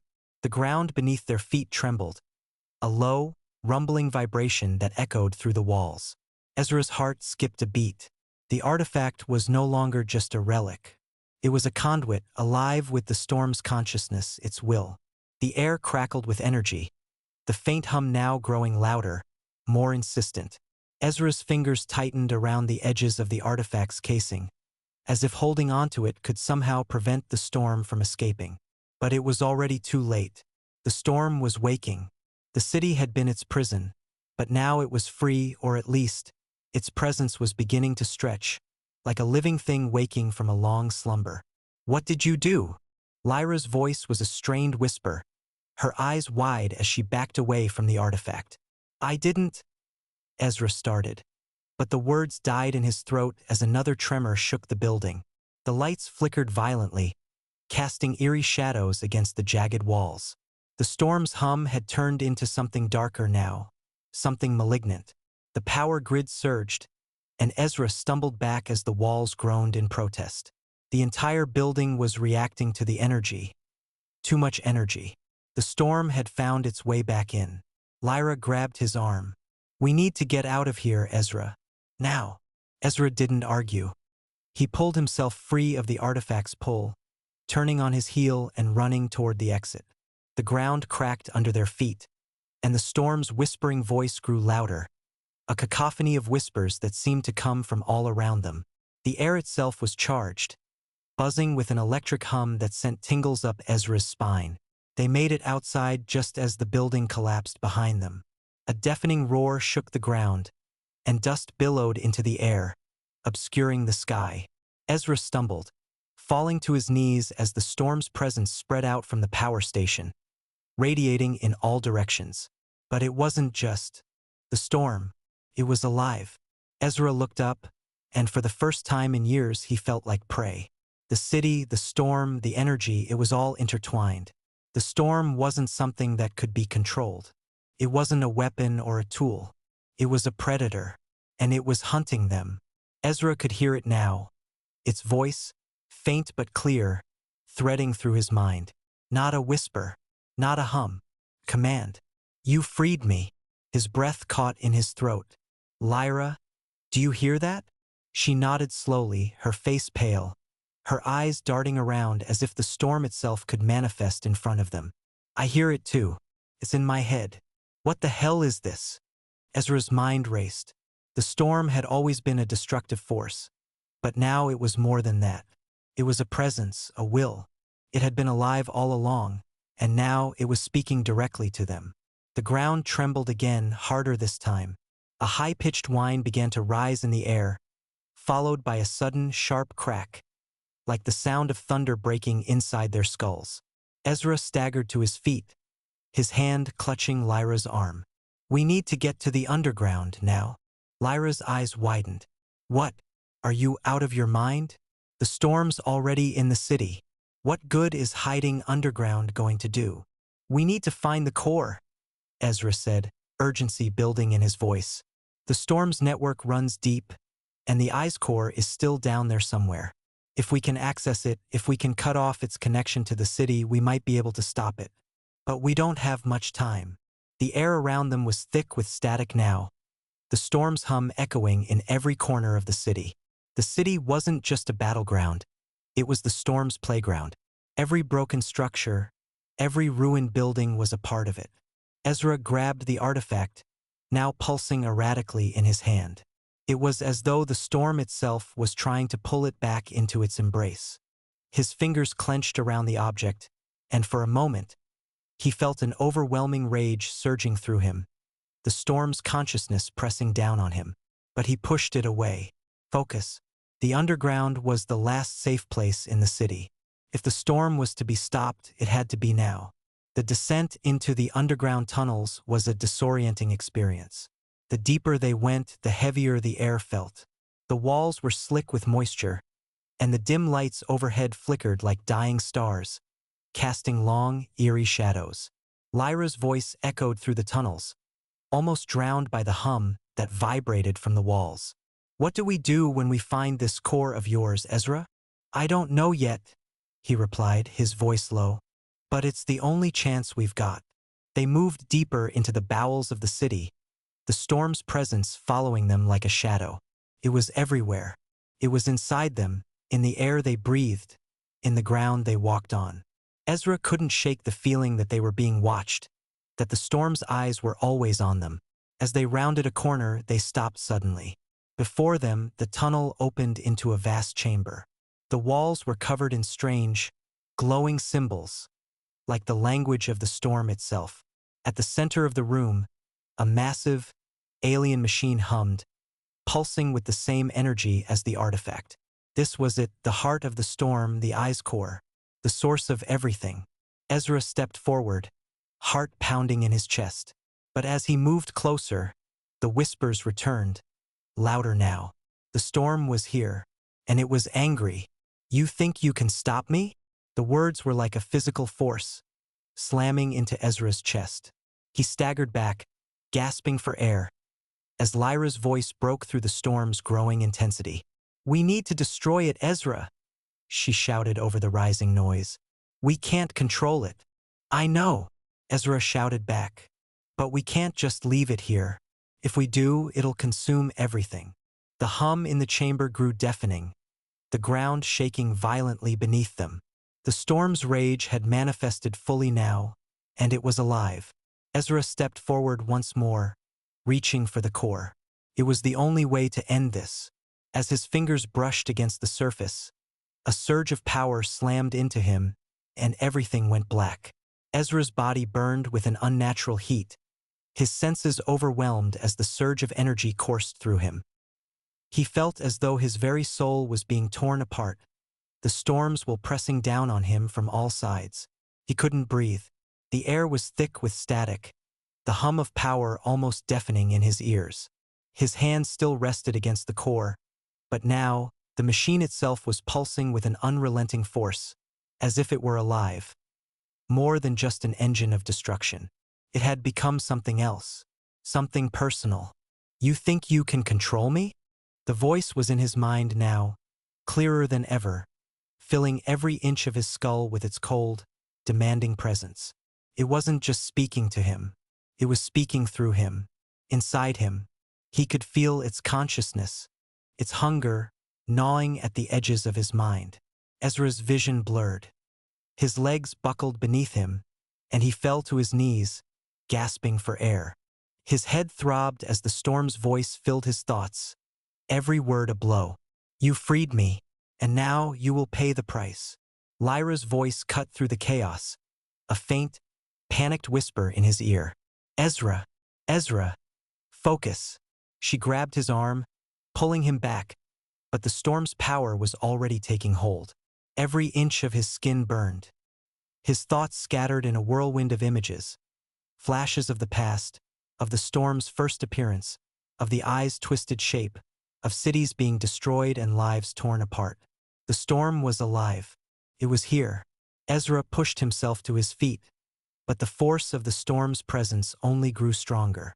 His fingers clenched around the artifact, but it was almost like it was slipping from his grasp, as though it were trying to pull him deeper into its embrace, deeper into the heart of the storm. "Lyra," he gasped. "We have to destroy it now." But even as he spoke, the ground beneath them shifted, the chamber shaking violently. The walls cracked, energy surging through the entire room, making the air tremble with raw power. "Ezra!" Lyra screamed. "We're running out of time." He could barely hear her. The storm was in his head now, drowning out everything else. It was too late. The storm had won. He could feel its consciousness weaving itself into his own, erasing his thoughts, eroding his will. "I am the storm." The words echoed in his mind. They were no longer just words, they were truth. The storm had always been a part of him, a part of the city. And now it was inside him. Ezra gasped, clutching his head as if trying to tear the storm out of him. But it was too late. The storm had already claimed him. And then, as the darkness closed in around him, a flash of light. When Ezra opened his eyes again, the world was silent. He was no longer in the underground chamber. The stone walls had vanished, replaced by an endless, roiling sky. Thunder cracked in the distance, but it wasn't the storm's usual violence. It was calm, somehow. And standing before him in the center of the sky was a figure, the storm, or at least the embodiment of it. Its form was amorphous, shifting like smoke and lightning, a whirl of energy and shadow. But even though it had no clear shape, Ezra could feel it. Its presence washed over him like an oppressive wave. "You think you can stop me?" Ezra's mouth was dry, his voice hoarse when he spoke. "Why? Why are you doing this?" The storm's form rippled, an echo of its voice twisting through the air. "You freed me, Ezra. The city, it was my prison. I have existed long before the city was built, and I will exist long after it is gone. I am timeless." His heart hammered in his chest. "But the people, the city, everything, you destroyed it. I did nothing. You destroyed it. You and your kind." The storm's voice reverberated around him, its energy shifting and pulsing with power. "Your cities, your technology, your arrogance, you thought you could control me. But I am not a force to be contained. I am the beginning and the end. And now, you will be part of me." The words slithered into his mind, curling around his thoughts, twisting them. He could feel it now, the pull of the storm, the hunger that had driven it all this time. It wasn't about destruction. It wasn't even about revenge. The storm needed to be free. It needed to consume. "I will take you, Ezra. You will become one with me. And then, I will spread across the world." "No," Ezra whispered. "I won't let you." The storm laughed, its voice like the roar of 1,000 storms. "You are mine already. You are the last of the city, the last of its blood. It is your fate." Ezra closed his eyes, feeling the storm's presence tightening around him. It was inside him, all around him, pressing down on him from every direction. He could feel it, gnawing at the edges of his mind. And yet, through the haze of fear and exhaustion, something inside him snapped. He wasn't just a victim of the storm. He was more than that. The storm had used him, but it had also awakened something within him. He could feel the power it had given him, the raw energy that surged through his veins, now twisting and turning inside him. The storm wasn't just a force. It wasn't just a mindless entity. It was a part of him, and he could use it. He stepped forward, his voice low but steady. "No, I'm not your pawn. I'm not the last of the city. I am more." And with those words, something shifted. The storm's form rippled again, its energy faltering for the briefest of moments. Ezra seized that moment, reaching deep inside himself, tapping into the storm's power. He focused. He pulled the energy from the heart of the storm, twisting it, forcing it into submission. "What are you doing?" The storm's voice was a scream now, not in fury, but in panic. Ezra gritted his teeth. "I'm taking control." And with that, he thrust the storm's energy back into the heart of the machine, into the core that had once controlled it. But this time, it was not the storm's will that would shape the future. It was his. The storm screamed, a deafening, agonizing roar that tore through the fabric of reality itself. And then silence. Ezra woke again, but this time, the world was different. The storm was gone. The energy that had once consumed everything was quiet. Still, Lyra was beside him, her face pale but relieved. She looked down at him, her voice trembling. Ezra, you did it. It's over. Ezra looked up at the sky, now free of clouds. For the first time in years, the air felt clean, no longer tainted by the storm's presence. He didn't know what the future would hold, but for the first time in a long time he had a choice. The storm was gone, and now they could rebuild. Ezra stared at the horizon, his eyes tracing the remnants of the once thundering sky, now clear. For the first time in years, the air was still. The oppressive weight of the storm had lifted, but its shadow still loomed over him. What had he become? His fingers twitched at his side, the residual energy from the storm still pulsing faintly beneath his skin. He could feel it, a faint thrum in his veins, like a heartbeat that wasn't entirely his own. The storm's power, its hunger, had been bound within him, fused with his own essence. And though it had been subjugated, he could still feel it, lurking beneath the surface. Ezra, Lyra's voice broke through his thoughts. You okay? He turned slowly to her, meeting her concerned gaze. She was still the same fierce, unflinching Lyra who had stood by his side through every trial. But even she couldn't hide the weight of what had happened. I'm fine, Ezra said, his voice hoarse.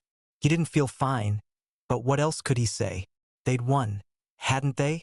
They stood on the edge of the ruined city now, the remnants of the once great Stormvault scattered around them. The buildings, once towering monuments to human achievement, were nothing more than broken husks. The streets, the very infrastructure of the city, had been torn apart by the storm's rage. But there was something else now, something new. The city wasn't just in ruins. It was a blank canvas. Lyra's voice was softer when she spoke again. What now, Ezra? What do we do? The question lingered in the air, heavier than any storm. Ezra clenched his fist, feeling the power surge through him once again. He could destroy what was left of the city with a thought. He could reshape it, rebuild it in his image. He could take the storm's power and use it to become something else, something more. But that thought scared him. I don't know, he said at last, his gaze falling to the ruins at his feet. We've beaten the storm, but there's more to rebuild than just buildings. We have to rebuild people. And that means, he swallowed, unsure how to finish the sentence. That means we have to figure out who we are now. Lyra nodded slowly. Yeah, I get it. She glanced around, her eyes hardening with a new resolve. But we're not alone, Ezra. There are survivors. People who fought with us against the storm. We can rebuild this together. Her words grounded him, and for the first time in days, he felt a flicker of hope. They had won. But winning was only the first step. That night, they made camp at the edge of the ruined city, near the remnants of a half-collapsed tower. The winds were calm now, the air still and cool, but the quiet was unsettling. Ezra stared into the fire, watching the flames dance, but his mind kept wandering back to the storm. The power he had taken from it, the power still thrumming beneath his skin, wasn't something he could easily forget. Do you think we can actually rebuild it? Lyra asked quietly, staring into the fire too. The city, it's all broken. I don't know, Ezra admitted, but maybe that's a good thing. The city was built on lies, on false promises. Maybe it's time for something new, something different, something better? Lyra asked, a small, knowing smile tugging at the corners of her mouth. Ezra looked over at her, meeting her gaze.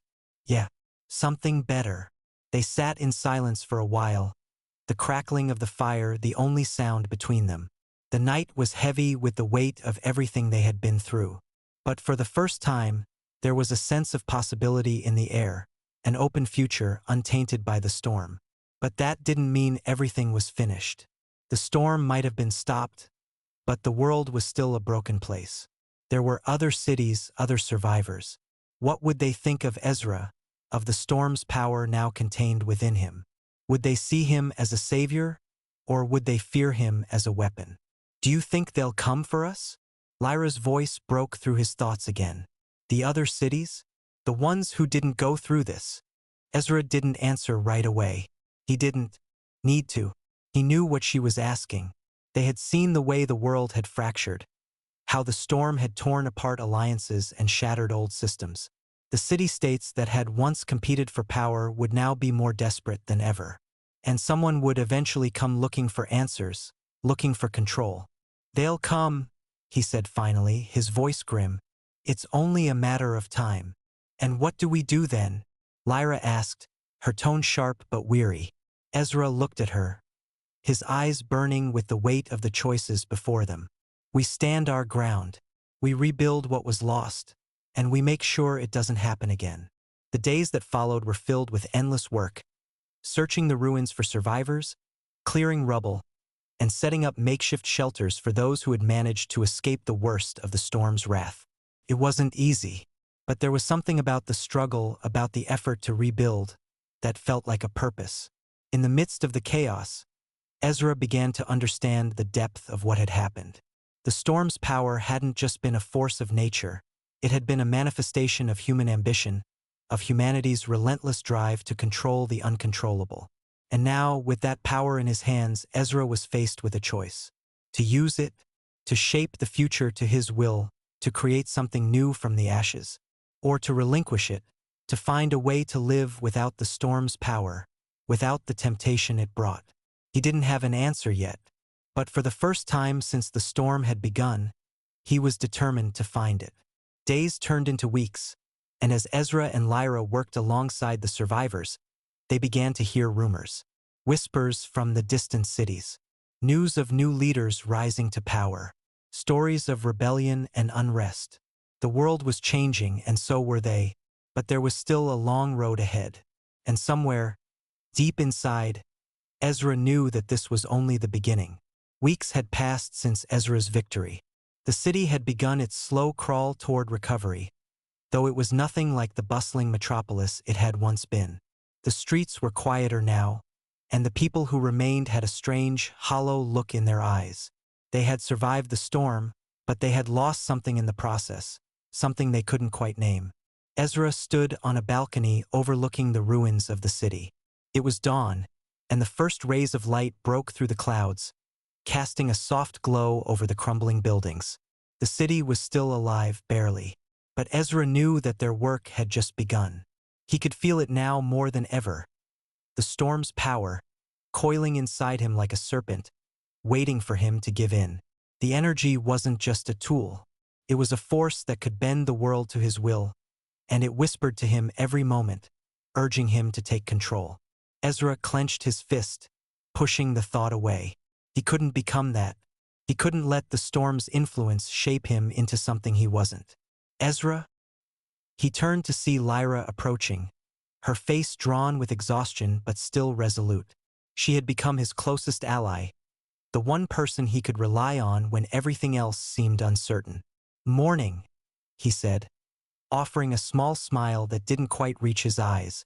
"Morning," she replied, though she didn't return the smile. "You've been up here for hours." "I needed to think." "About the storm?" she asked, her tone softer now. Ezra nodded. "Yeah, still there, you know? In my head." He let out a long breath. "It never really goes away." "I know," Lyra said quietly, stepping beside him. "But you're not alone anymore. We're rebuilding this city together. You don't have to carry this burden on your own." Ezra turned to look at her, his eyes filled with gratitude but also a deep sadness. "I don't know if I can control it, Lyra. I don't know if I can keep it from consuming me." Lyra placed a hand on his shoulder. "You can. I believe in you." His gaze shifted back to the ruined city. The weight of his choices pressed down on him. Every day, it felt like the storm was trying to break through.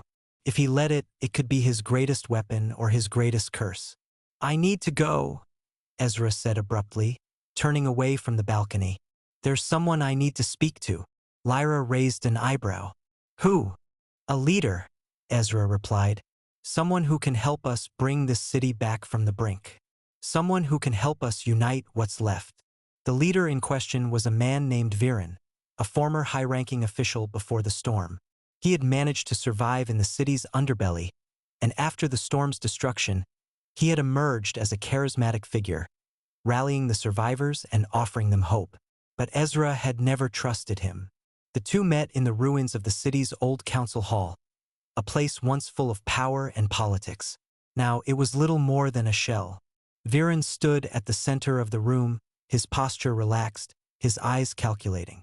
He didn't seem to be bothered by the devastation surrounding him.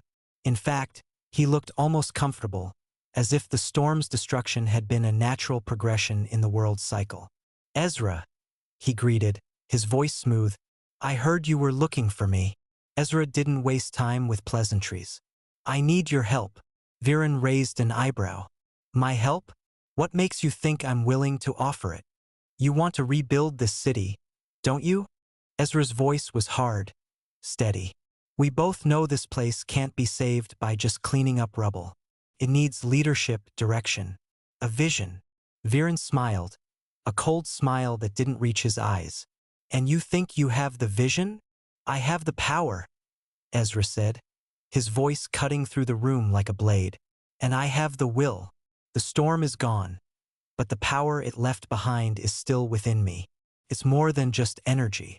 It's a force, and I can use it to build something new. Viren's eyes gleamed. A force like that could change everything. But it's dangerous. Are you sure you want to wield it?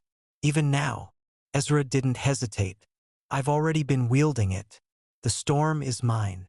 There was a silence between them, thick and heavy. For a moment, Ezra thought Viren would back down. But then the man stepped closer, his eyes narrowing. I'm not interested in playing second fiddle to you, Ezra. Not when there's a chance to lead. Ezra's pulse quickened. What do you want? I want the storm's power. All of it. Viren's voice was low, almost a growl. If you won't use it to lead, then I will. The city needs to rise again, and I'll be the one to make sure it happens. You can either stand beside me, or I can take that power from you. It's your choice. Ezra's breath caught in his throat. For a moment, he saw it clearly, the choice that had been looming over him from the very beginning. Power, control. The storm's force used to build a new world, or used to enslave it. He knew the answer even before Viren made his move. I'll never let you have it, Ezra said, his voice cold with certainty. Not now, not ever. The air between them crackled with tension, and for a brief moment, Ezra thought the storm might surge again. But he held it in check. The storm was no longer his enemy. It was his ally, if he could control it. And he would. Viren sneered. Then we are enemies, Ezra. And we'll see who is left standing when the dust settles. As Ezra left the council hall, the weight of his decision hung heavy on his shoulders. He had made a choice.